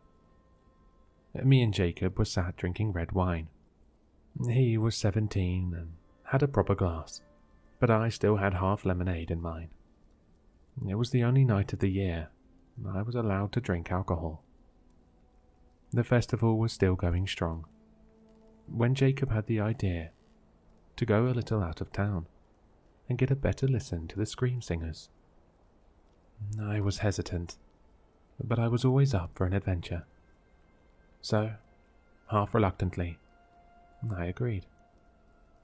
We got a few streets away before the howling became louder than the music. We were stood in the perfect mix of unknown to one side and enjoyment to the other. We should not have kept going, but we did. We reached the final building before the cobbled streets turned to grass and mud, and didn't stop there. Without saying a word to each other, it was like we knew what we wanted to do. We wanted to be the first people to have seen the scream singers, the first to understand them. We didn't know that only one of us would catch a glimpse. High Hill was steep, but not too steep. You didn't need your hands to climb it. It just took a lot of energy. Every now and then we looked back at Sonder. You would almost think it was a ghost town from how dark it looked. If not for the bright festival right in the center, the only clue of any life, all packed together. The sounds of cheering, singing, and music echoed up the hill. All the while, the sounds of ghostly wails echoed down. A battle between good and evil, not seen but only heard. As we reached the dark woods, we looked at each other. It felt like we hadn't spoken in ages, so I broke that. We really doing this?" Jacob nodded. I knew he would. I just needed to say something. Hearing nothing but ghastly screeches was driving me insane. We wandered around in there for what seemed like forever, though it was closer to maybe 5 minutes.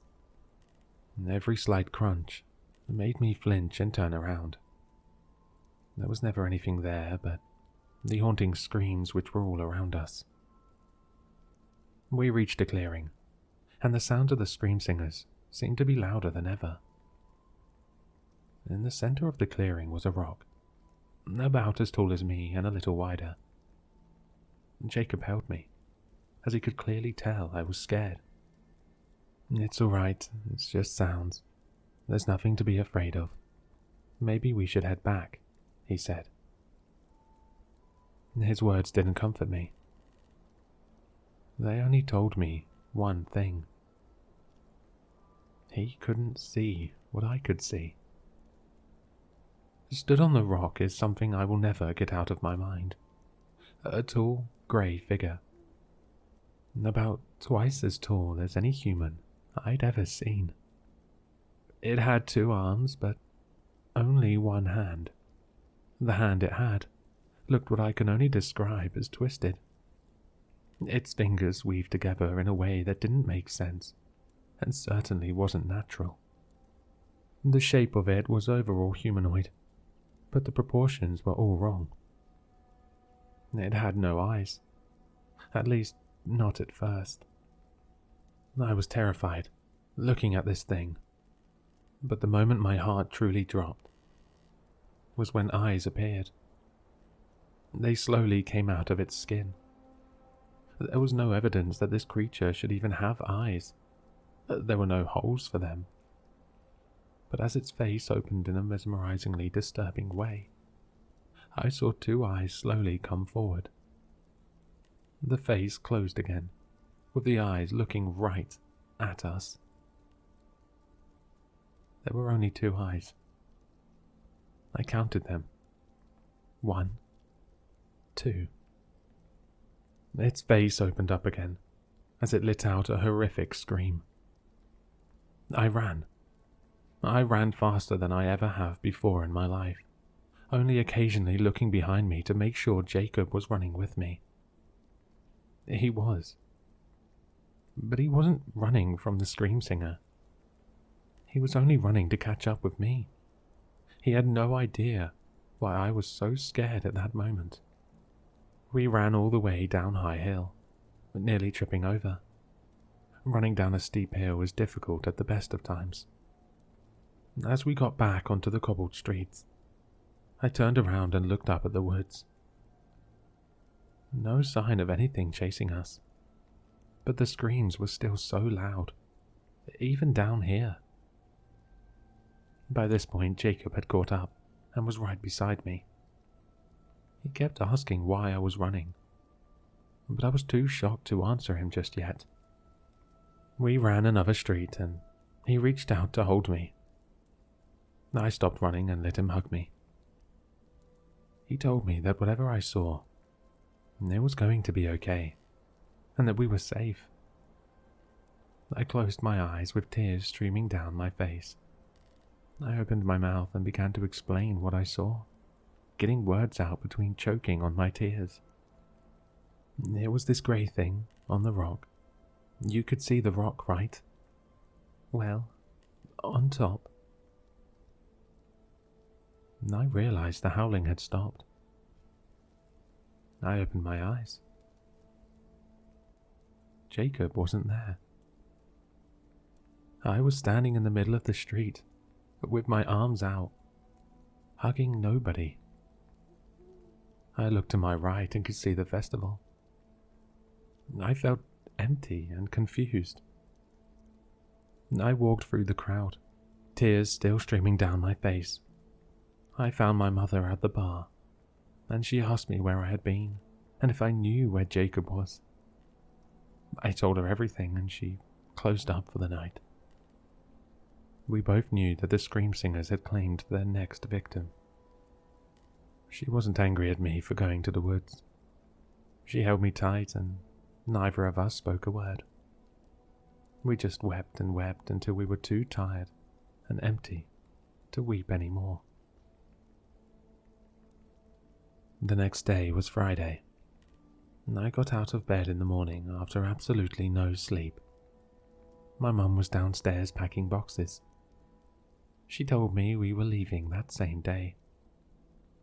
Within an hour we were in the car, driving away from home. We passed Uncle Pete's Pizza. I realized this was the first Friday in my life that we weren't eating from there.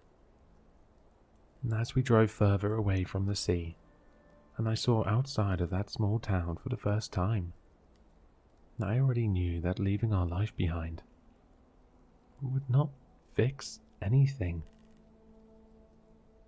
Sonder is still out there. I hope somebody can find it.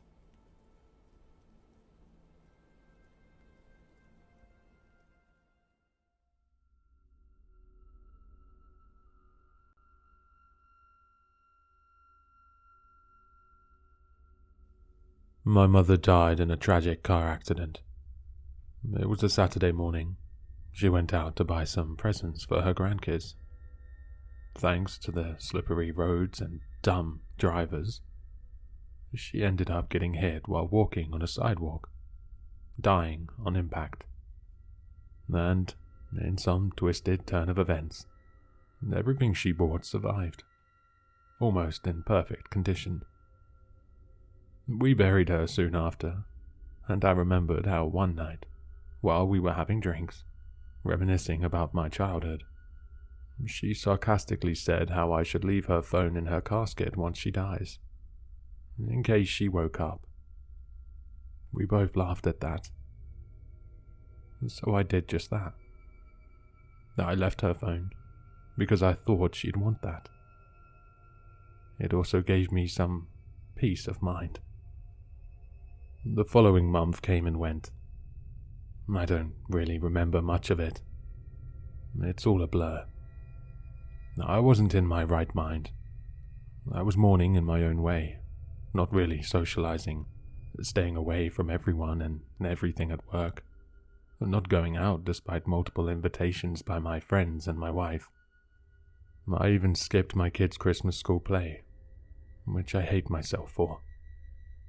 They were so sad that I didn't come. My wife eventually gave me an ultimatum a week before Christmas. Either I get my shit together, or I have to find a hotel to spend Christmas at. It was difficult, but I did, and I tried. I really did. My wife and I debated for a while whether or not to include the presents my mother bought for the kids, and whether or not to tell the kids, which also meant telling them Santa isn't real. We couldn't agree on either option, so we reached a consensus. We do give them the presents my mother bought, and we do tell them it's from her, but in a special way. Grandma talked to Santa in heaven and asked to get you these gifts, is what we told them. They cried, they laughed. So did we. Christmas was great. First Christmas without my mother. And it hurt. For some context, we opened gifts the day before Christmas, before sleep. It sounds weird, I know, but we come from a European country, and that's just how things are done here. We're used to it. After the kids went to sleep and my wife signed off to bed, I just couldn't. It was eating me alive not being able to talk to her. And I cried. I cried so much. I was such a mess that before I knew it, I had my phone held up to my ear, ringing. The ringing stopped. I pulled the phone away, looking at the screen in shock. The call timer was still ticking. It was the screen of being on call. I heard some shuffling and other weird sounds on the other side. Trying to listen in closer, I put it back to my ear. "Hello?" I said in a shaky voice. P. The female voice responded. My mum's voice. P was the nickname she always used for me. "Mum?" I broke into a sob. She didn't say anything for a long while. "I'm sorry, Mum." I'm here, she said. "I miss you," I replied, clutching the phone harder, as if doing so would get me closer to her. I couldn't really understand how this was happening. Maybe I was hallucinating. It's your fault. The voice rang from the other end. What? Mum? I was confused. What did she mean by that? Her voice was weird. It was hers, but somehow broken, distorted. Maybe the connection was bad. I mean, she was below the ground. It's your fault, It said again, even more distorted than before. You killed me. You killed me. You killed me. It started repeating, screaming at me. I dropped the phone and started sobbing louder, covering my ears. I stayed like that for a long while, until my tears dried out. I opened my eyes again and looked at the phone on the ground. The call was still running, now at 15 minutes. It was silent again. "Mum?" I asked in a shady voice. I'm outside. Her voice was back to normal, but it no longer sounded like her. It sounded like an imitation almost. "What?" I asked, not believing what I'm hearing. A loud knock suddenly resounded at the front door. A single loud knock, startling me. Open, she whispered, and another knock came. "This is not real. I'm just hallucinating," I said out loud, now rocking back and forth again. I was crazy. I was going out of my mind. Another knock, louder than the one before. Then another, and another. And soon someone was just banging on the door, faster and faster, building up momentum. "Stop!" I screamed. "Stop!" I repeated, covering my ears and closing my eyes. I could still hear the banging on the door, and then a hand on my shoulder. I shook it away in shock, shouting, "No!" Peter, what's wrong? It was my wife, her worried eyes peering down into mine. I was now on the ground, flaying my hands like a crazed man. I could no longer hear the knocking. "Did you open the door? Was it her?" Door? What? She looked extremely worried. Are you okay, Peter? I looked around frantically, using my hands to feel for the phone. When I found it, I looked on the screen. I was still on call.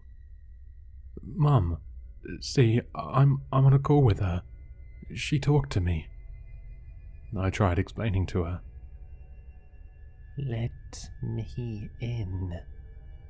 Another whisper came from the phone. My wife was shaking her head. Go to sleep, Peter. You're not well. "Did you not hear that? See? She's speaking." I shoved the phone into her face. Her eyes widened. Who is this? Another loud knock at the front door interrupted her. What the hell? Who's knocking at such a late hour? She started walking over to the front door. "No, don't!" I screamed at her. She didn't open it. All she did was look through the peephole. "There's nobody here." Another loud knock. My wife jumped back, startled. "What the hell? Whoever this is, it's not funny. We're calling the police."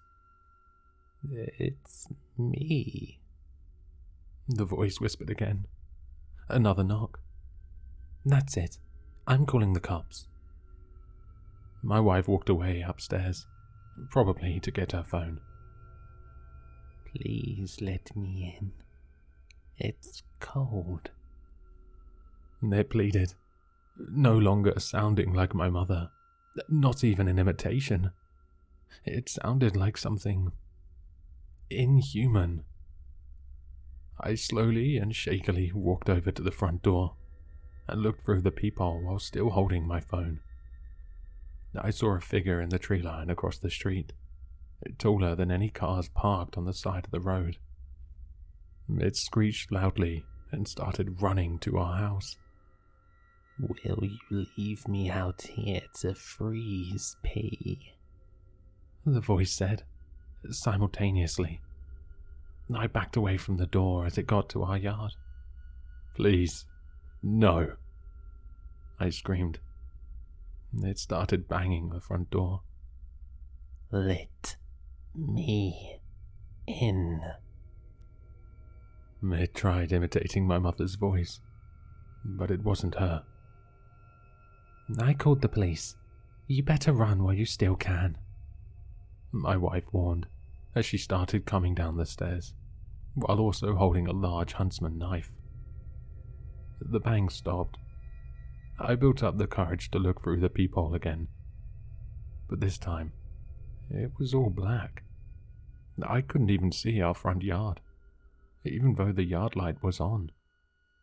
Then I saw something move. Something shifted. I realized it was its eye. It was looking inside the house. I screamed and backed off from the door. What is it?" my wife asked. I just kept screaming while pointing at the door, trying to form words in my mouth to warn her. But I couldn't. "That's it, arsehole. I have a knife. I'm coming out. You better be gone by then," she warned, while walking up to the door, full of fake confidence. I tried to tell her, tried to explain to her, but the words wouldn't come out. I was whimpering. Then she opened the door. "I'm coming out." It towered over her, at almost double her height. My wife froze, not even looking up. It screeched loudly and picked her up. I couldn't move. I was frozen. My wife started screaming as it ran off and back into the forest. I could still hear her screams long after she was gone. I was in shock, still frozen. Eventually the police came, trying to question me. I was completely unresponsive. All I could mutter out was that it took her. The phone call was still connected to my mother's phone, now running at 76 minutes. The reality hit me eventually. Whatever it was, it took my wife. I calmed down despite my circumstances and was able to explain it to the cops. They sent a search party to the forest, but weren't able to find her. They also investigated my mother's grave to figure out how someone could answer the phone call.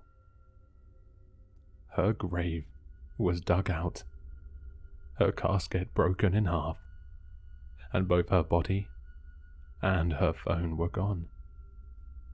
It's been 2 days.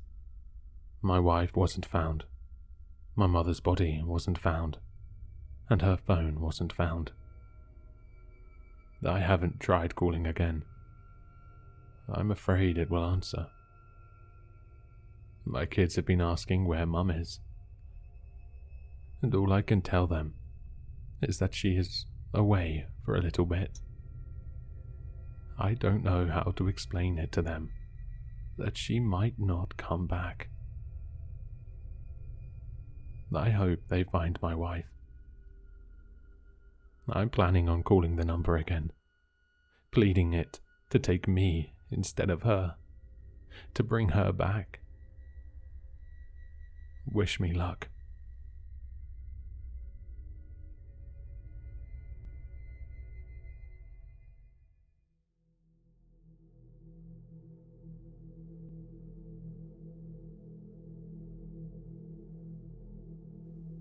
What would you want me to do if I knew you were being cheated on?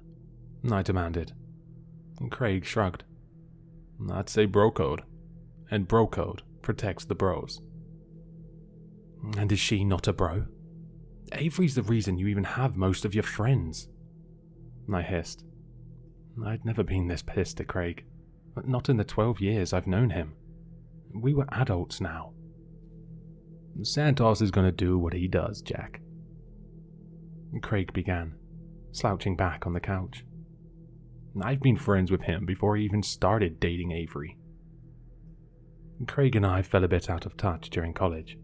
When we reconnected, he had very few new friends, one of them being Santos.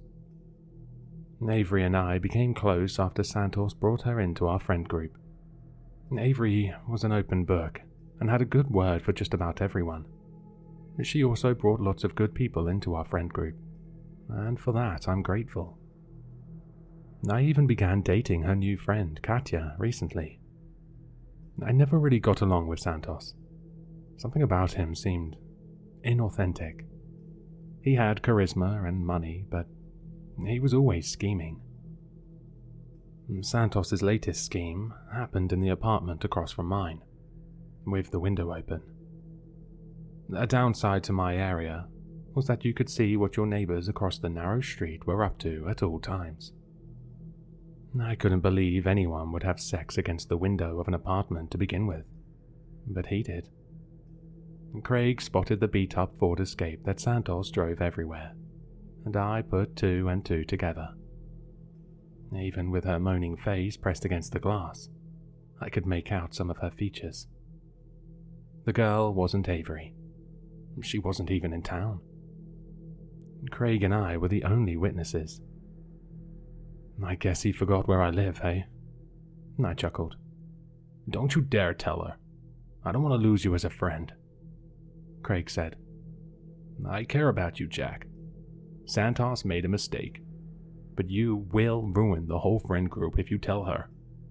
You don't have to be a white knight, okay?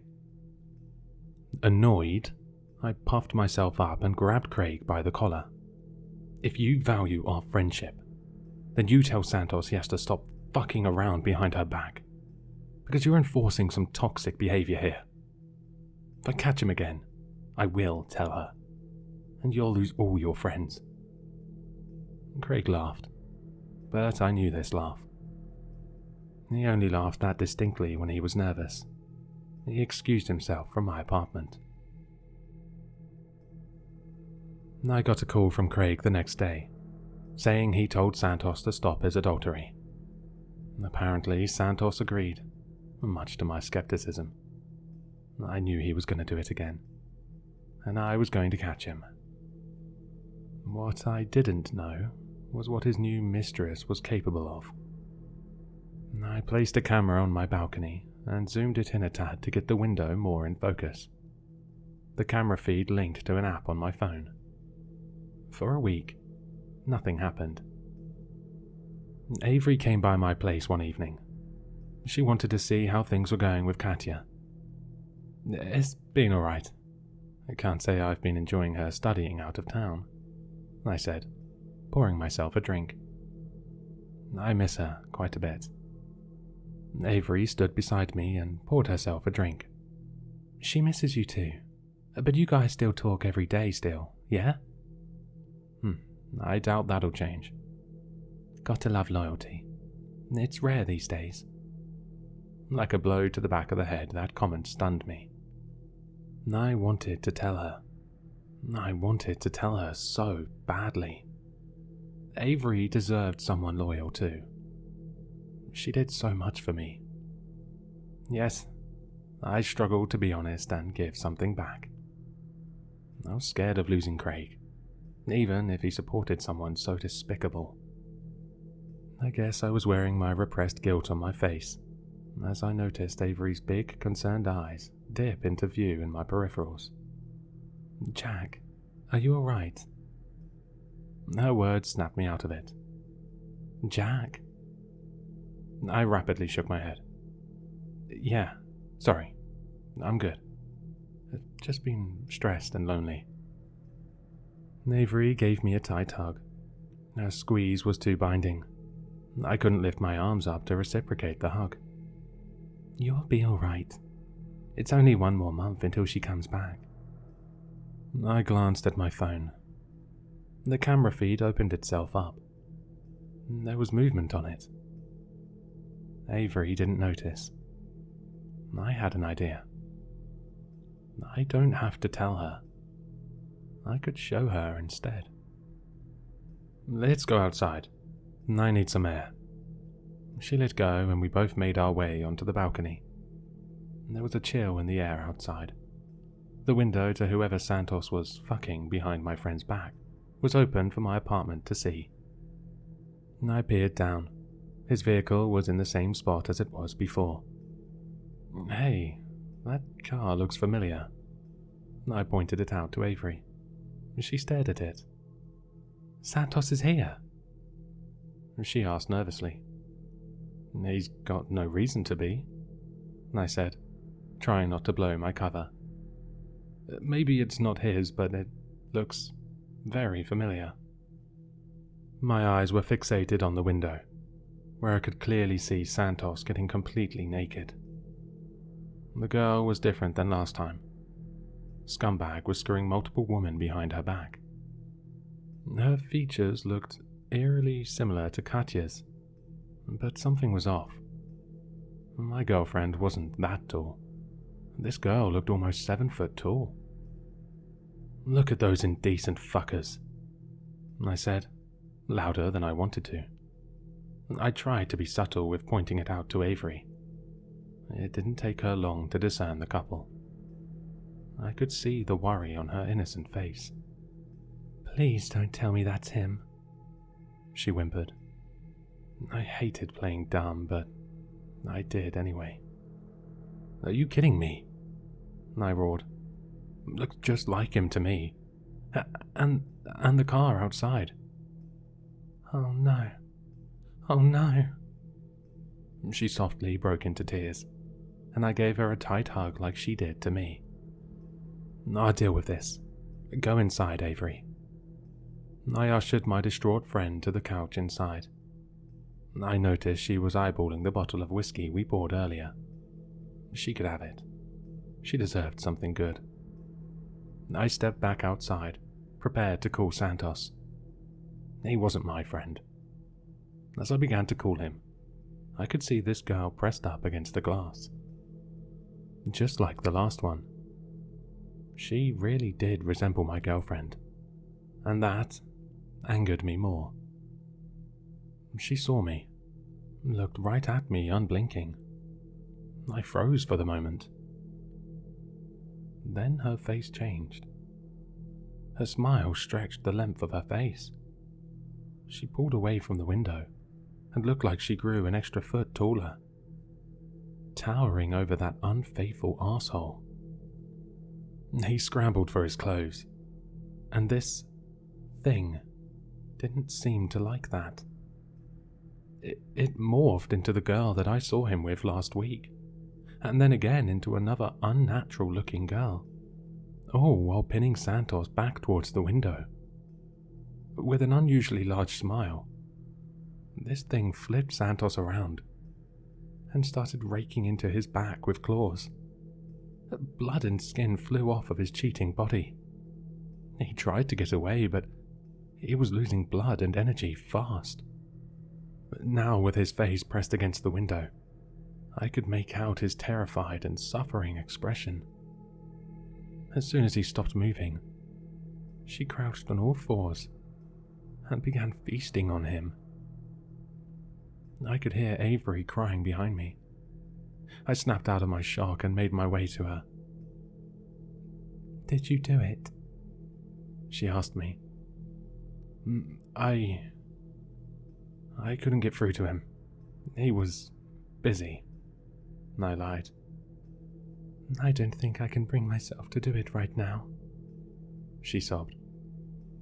I put my hands on her shoulders and gave her a small shake. "He's dead to you. Anyone who cheats is dead to their partner." She mumbled something inaudible, rolling over to cry. "You're welcome to crash on the couch, Avery," I said, attempting to comfort her. "I'm so sorry this happened to you."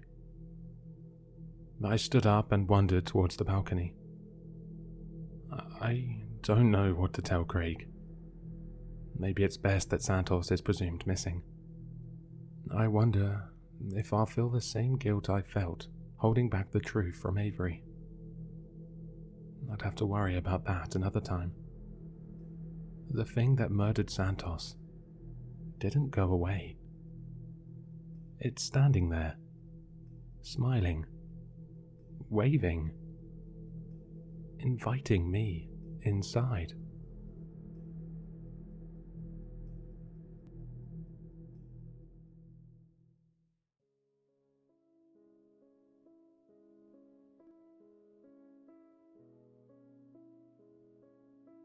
The year was 2002. I was a young man who had become detached from a tour group in the midst of the Australian outback. After a few hours, I started to succumb to dehydration. I was envisioning a plodding, laboured death in the heart of nowhere. But that didn't happen. It seemed like a mirage, but the moon spoke to me, looking upon me with far-flung craters, which felt like remote eyes. The talking rock said it could save me.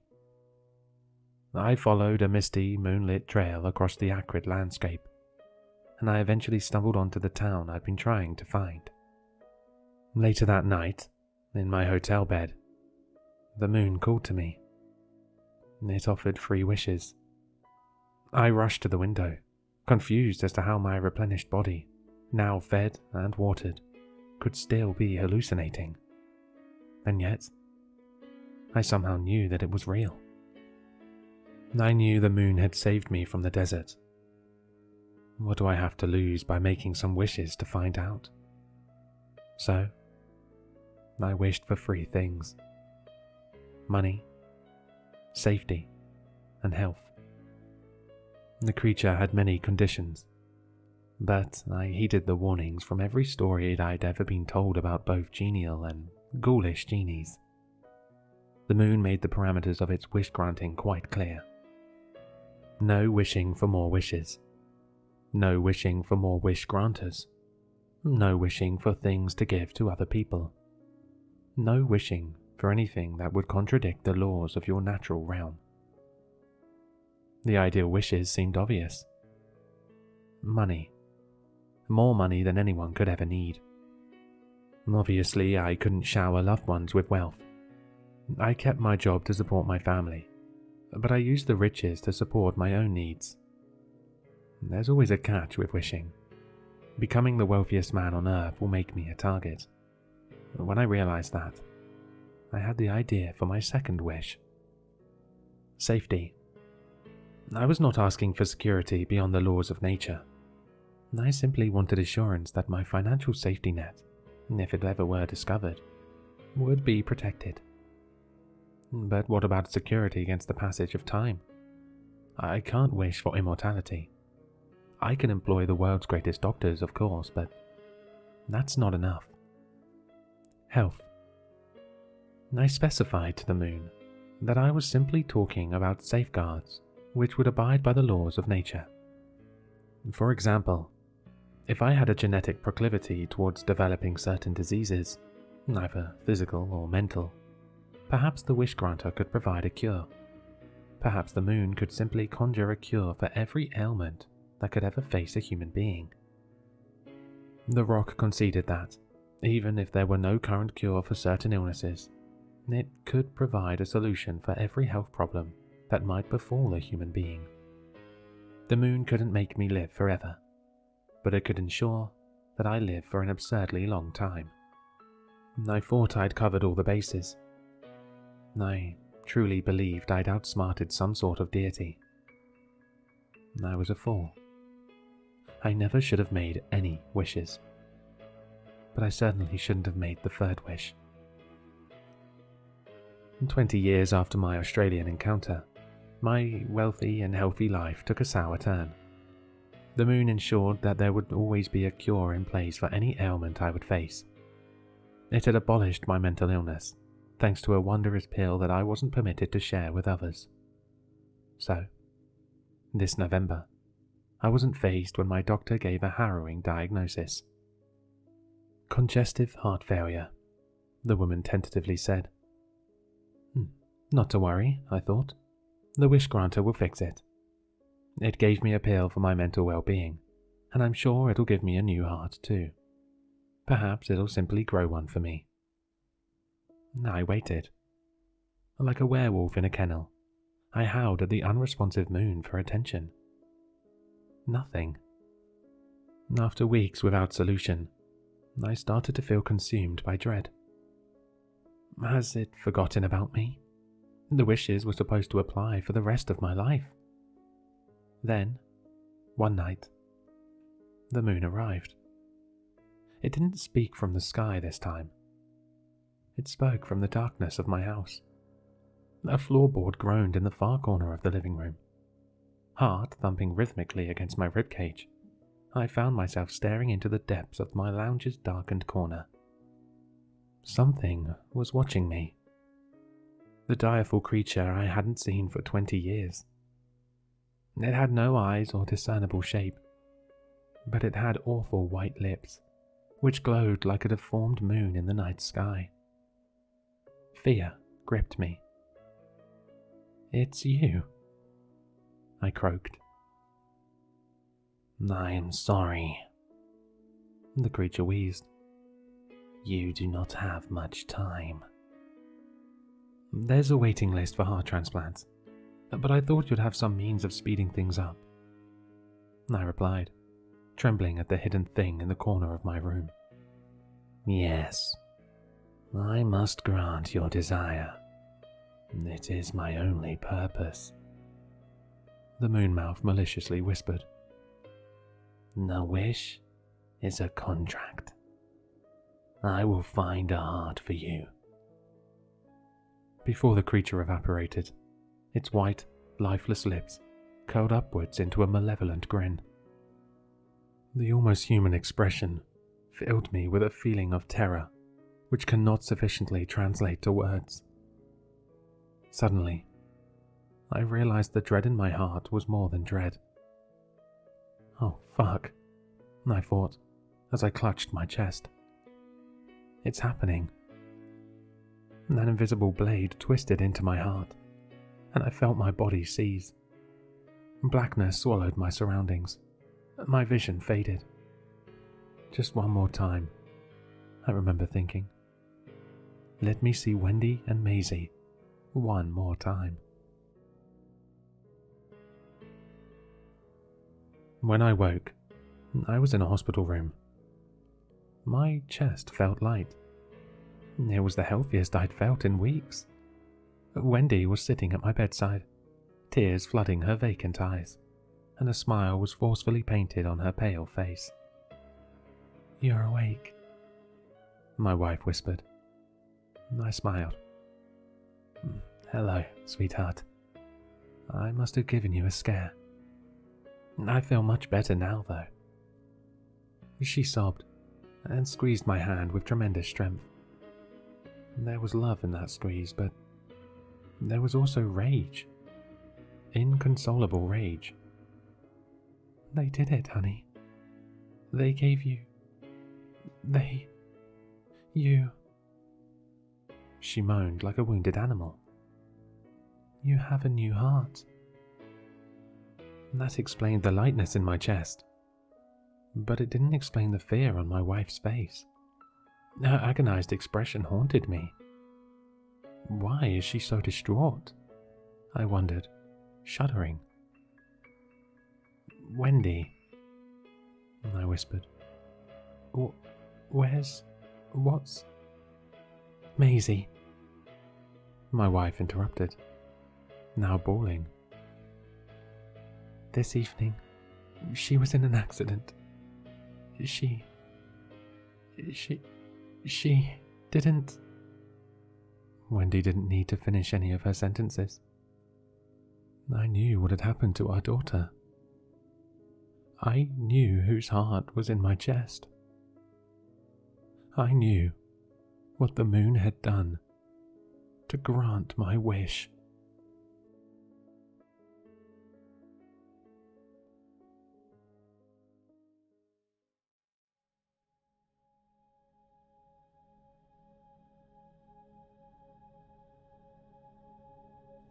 Hey everyone, I need some advice on what to do with a family Bible I found at my grandfather's house.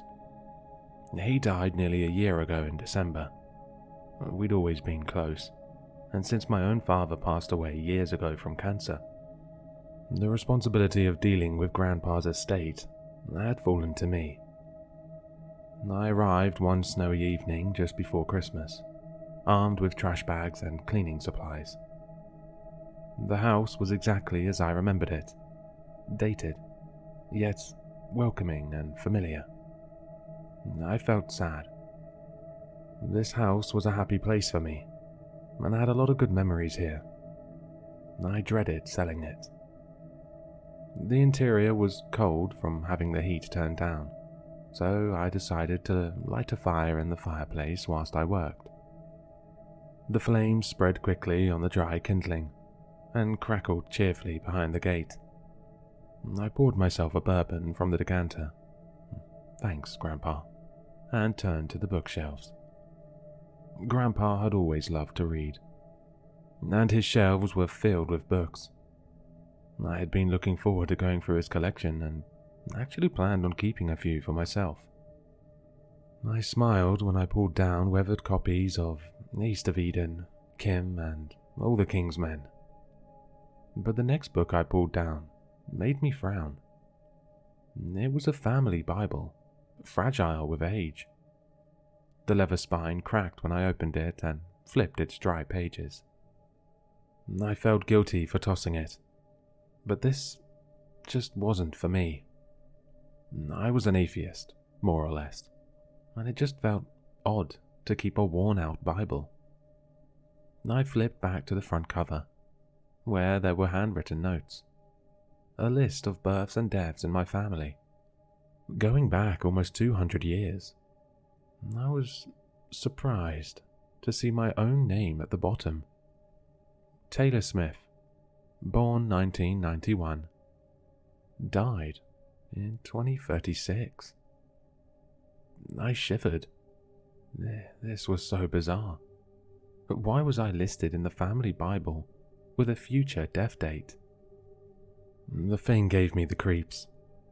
I was suddenly very aware of how alone I was in the house on a cold winter's evening. I continued to pilfer through the books, but the rest of the evening felt tainted by that discovery.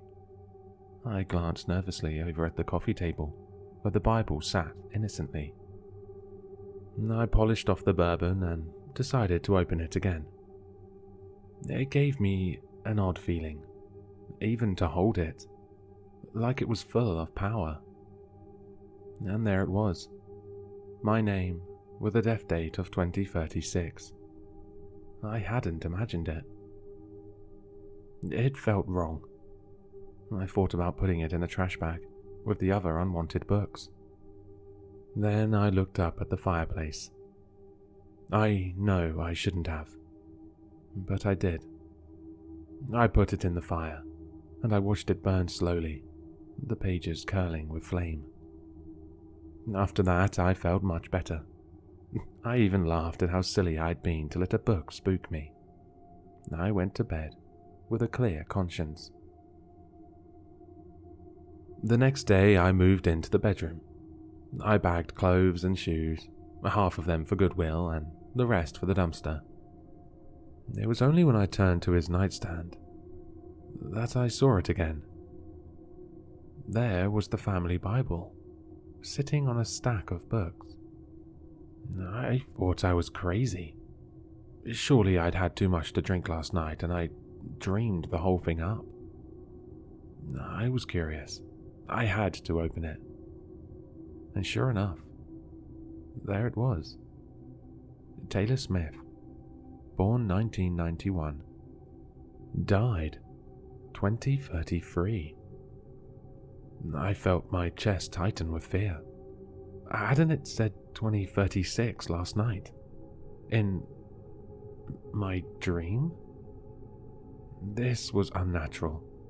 I flung it into a trash bag, tied it up, and hauled it outside to the growing pile of garbage near the curb. It's gotta be a joke. A cruel, horrible joke, I thought to myself. But who would do that? Grandpa loved me. He would never do something like this. I continued cleaning and purging, but the rest of the day I felt uneasy. The other stuff in the house was so mundane, ordinary. I saw nothing atypical at all. On the third day, I went to the attic. There was a lot of crap up there. Dusty furniture and piles of old junk.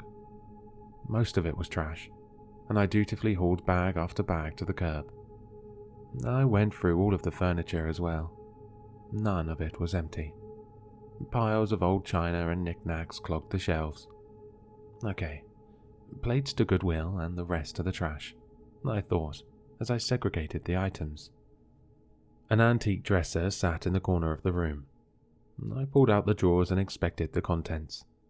Family photographs, scrapbooks, and of course, the Bible.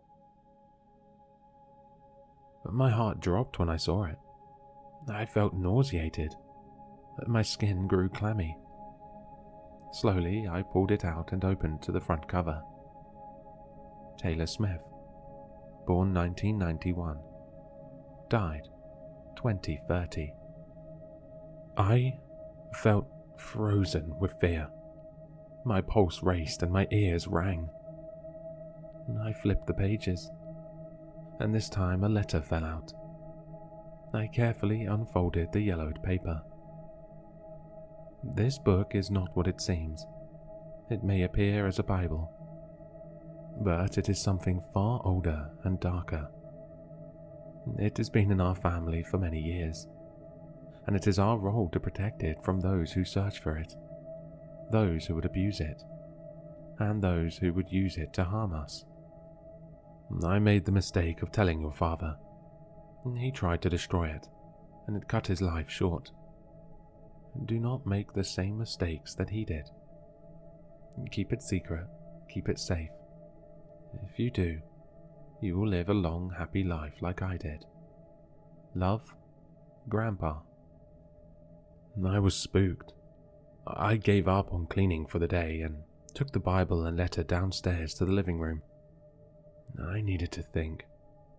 I lit another fire and poured a drink. After a few minutes, I felt brave enough to read the letter again. I sat for a long time in his armchair, staring at the flames deep in thought. I messed up. I tried to destroy the book 3 times already, and now it had reduced my life expectancy even further. Now I understand there was some reason for my dad's life being cut short. When he'd been diagnosed with cancer 4 years ago, it had come as a complete shock. He'd always been healthy. I didn't know how I felt about this piece of information. Whatever this was, it had scared him, and he tried to destroy it. He tried to prevent it from getting to me. I contemplated the Bible laying on the coffee table. I decided to open it and look at it, really examine it this time. I picked it up and held it in my lap, opening to a page at random.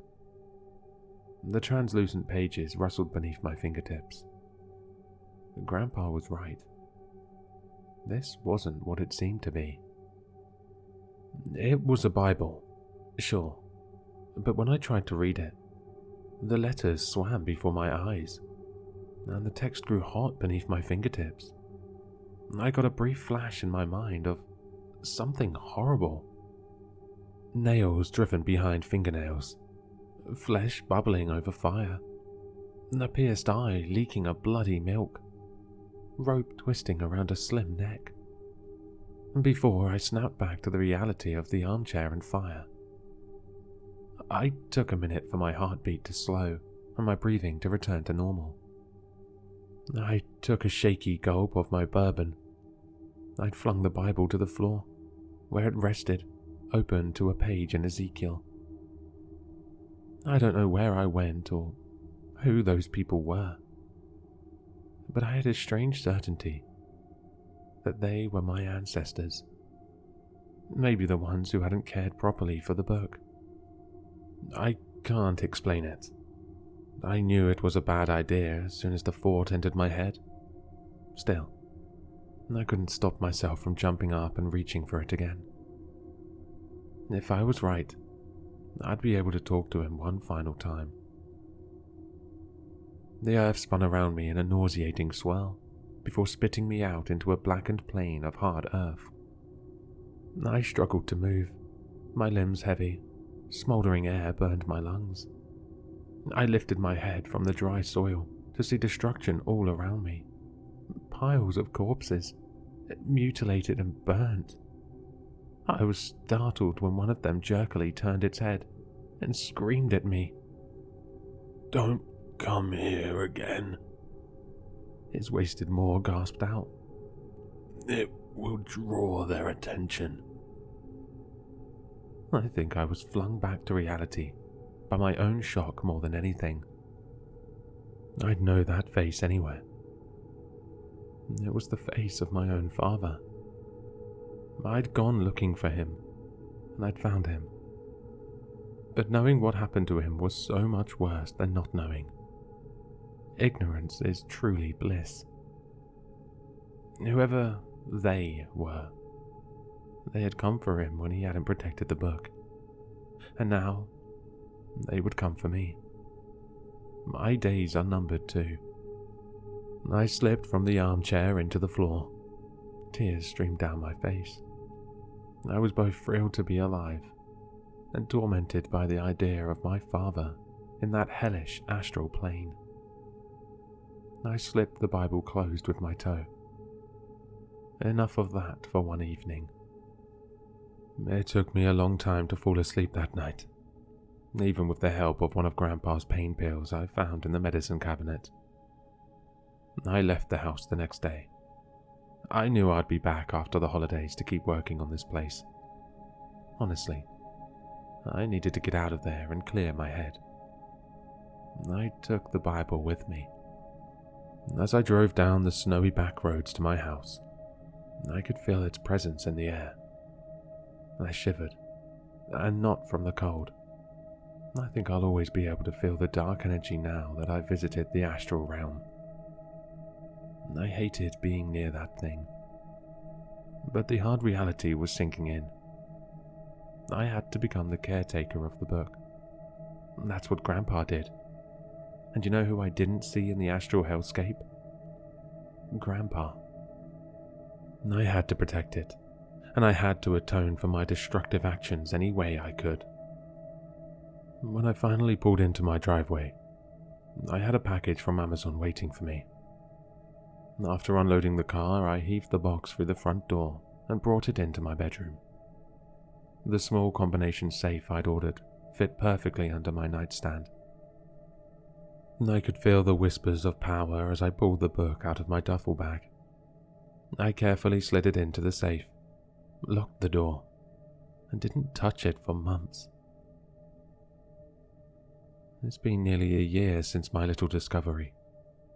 I finished cleaning out Grandpa's house in early spring and had it sold by April. I didn't find anything else exciting. I've been good this year. I've really made an effort to do what Grandpa said in the letter.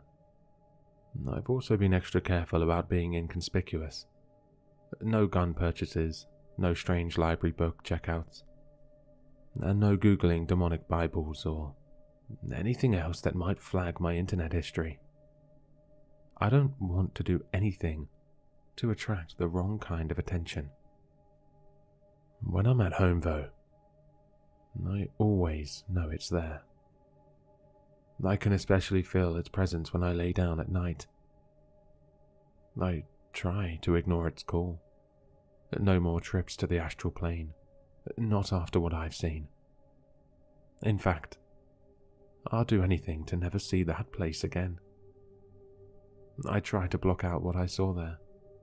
It's easier to do that than accept what happened to Dad. Lately, though, the whispers have been growing louder, and the feeling of dread in my house has been almost unbearable. I finally broke down and opened the safe last week. When I flipped over to the cover page, I was surprised to see that the dates had changed once again, but this time for the better. Taylor Smith, born 1991, died 2040. The book seems pleased with its secure storage. So really, the reason I'm posting today is to see if anyone out there has tips on what else I could do to protect it. I really want to show my dedication to keeping it hidden and safe. I'm not ready to die, and I don't want to meet the entities that live in the astral realm anytime soon.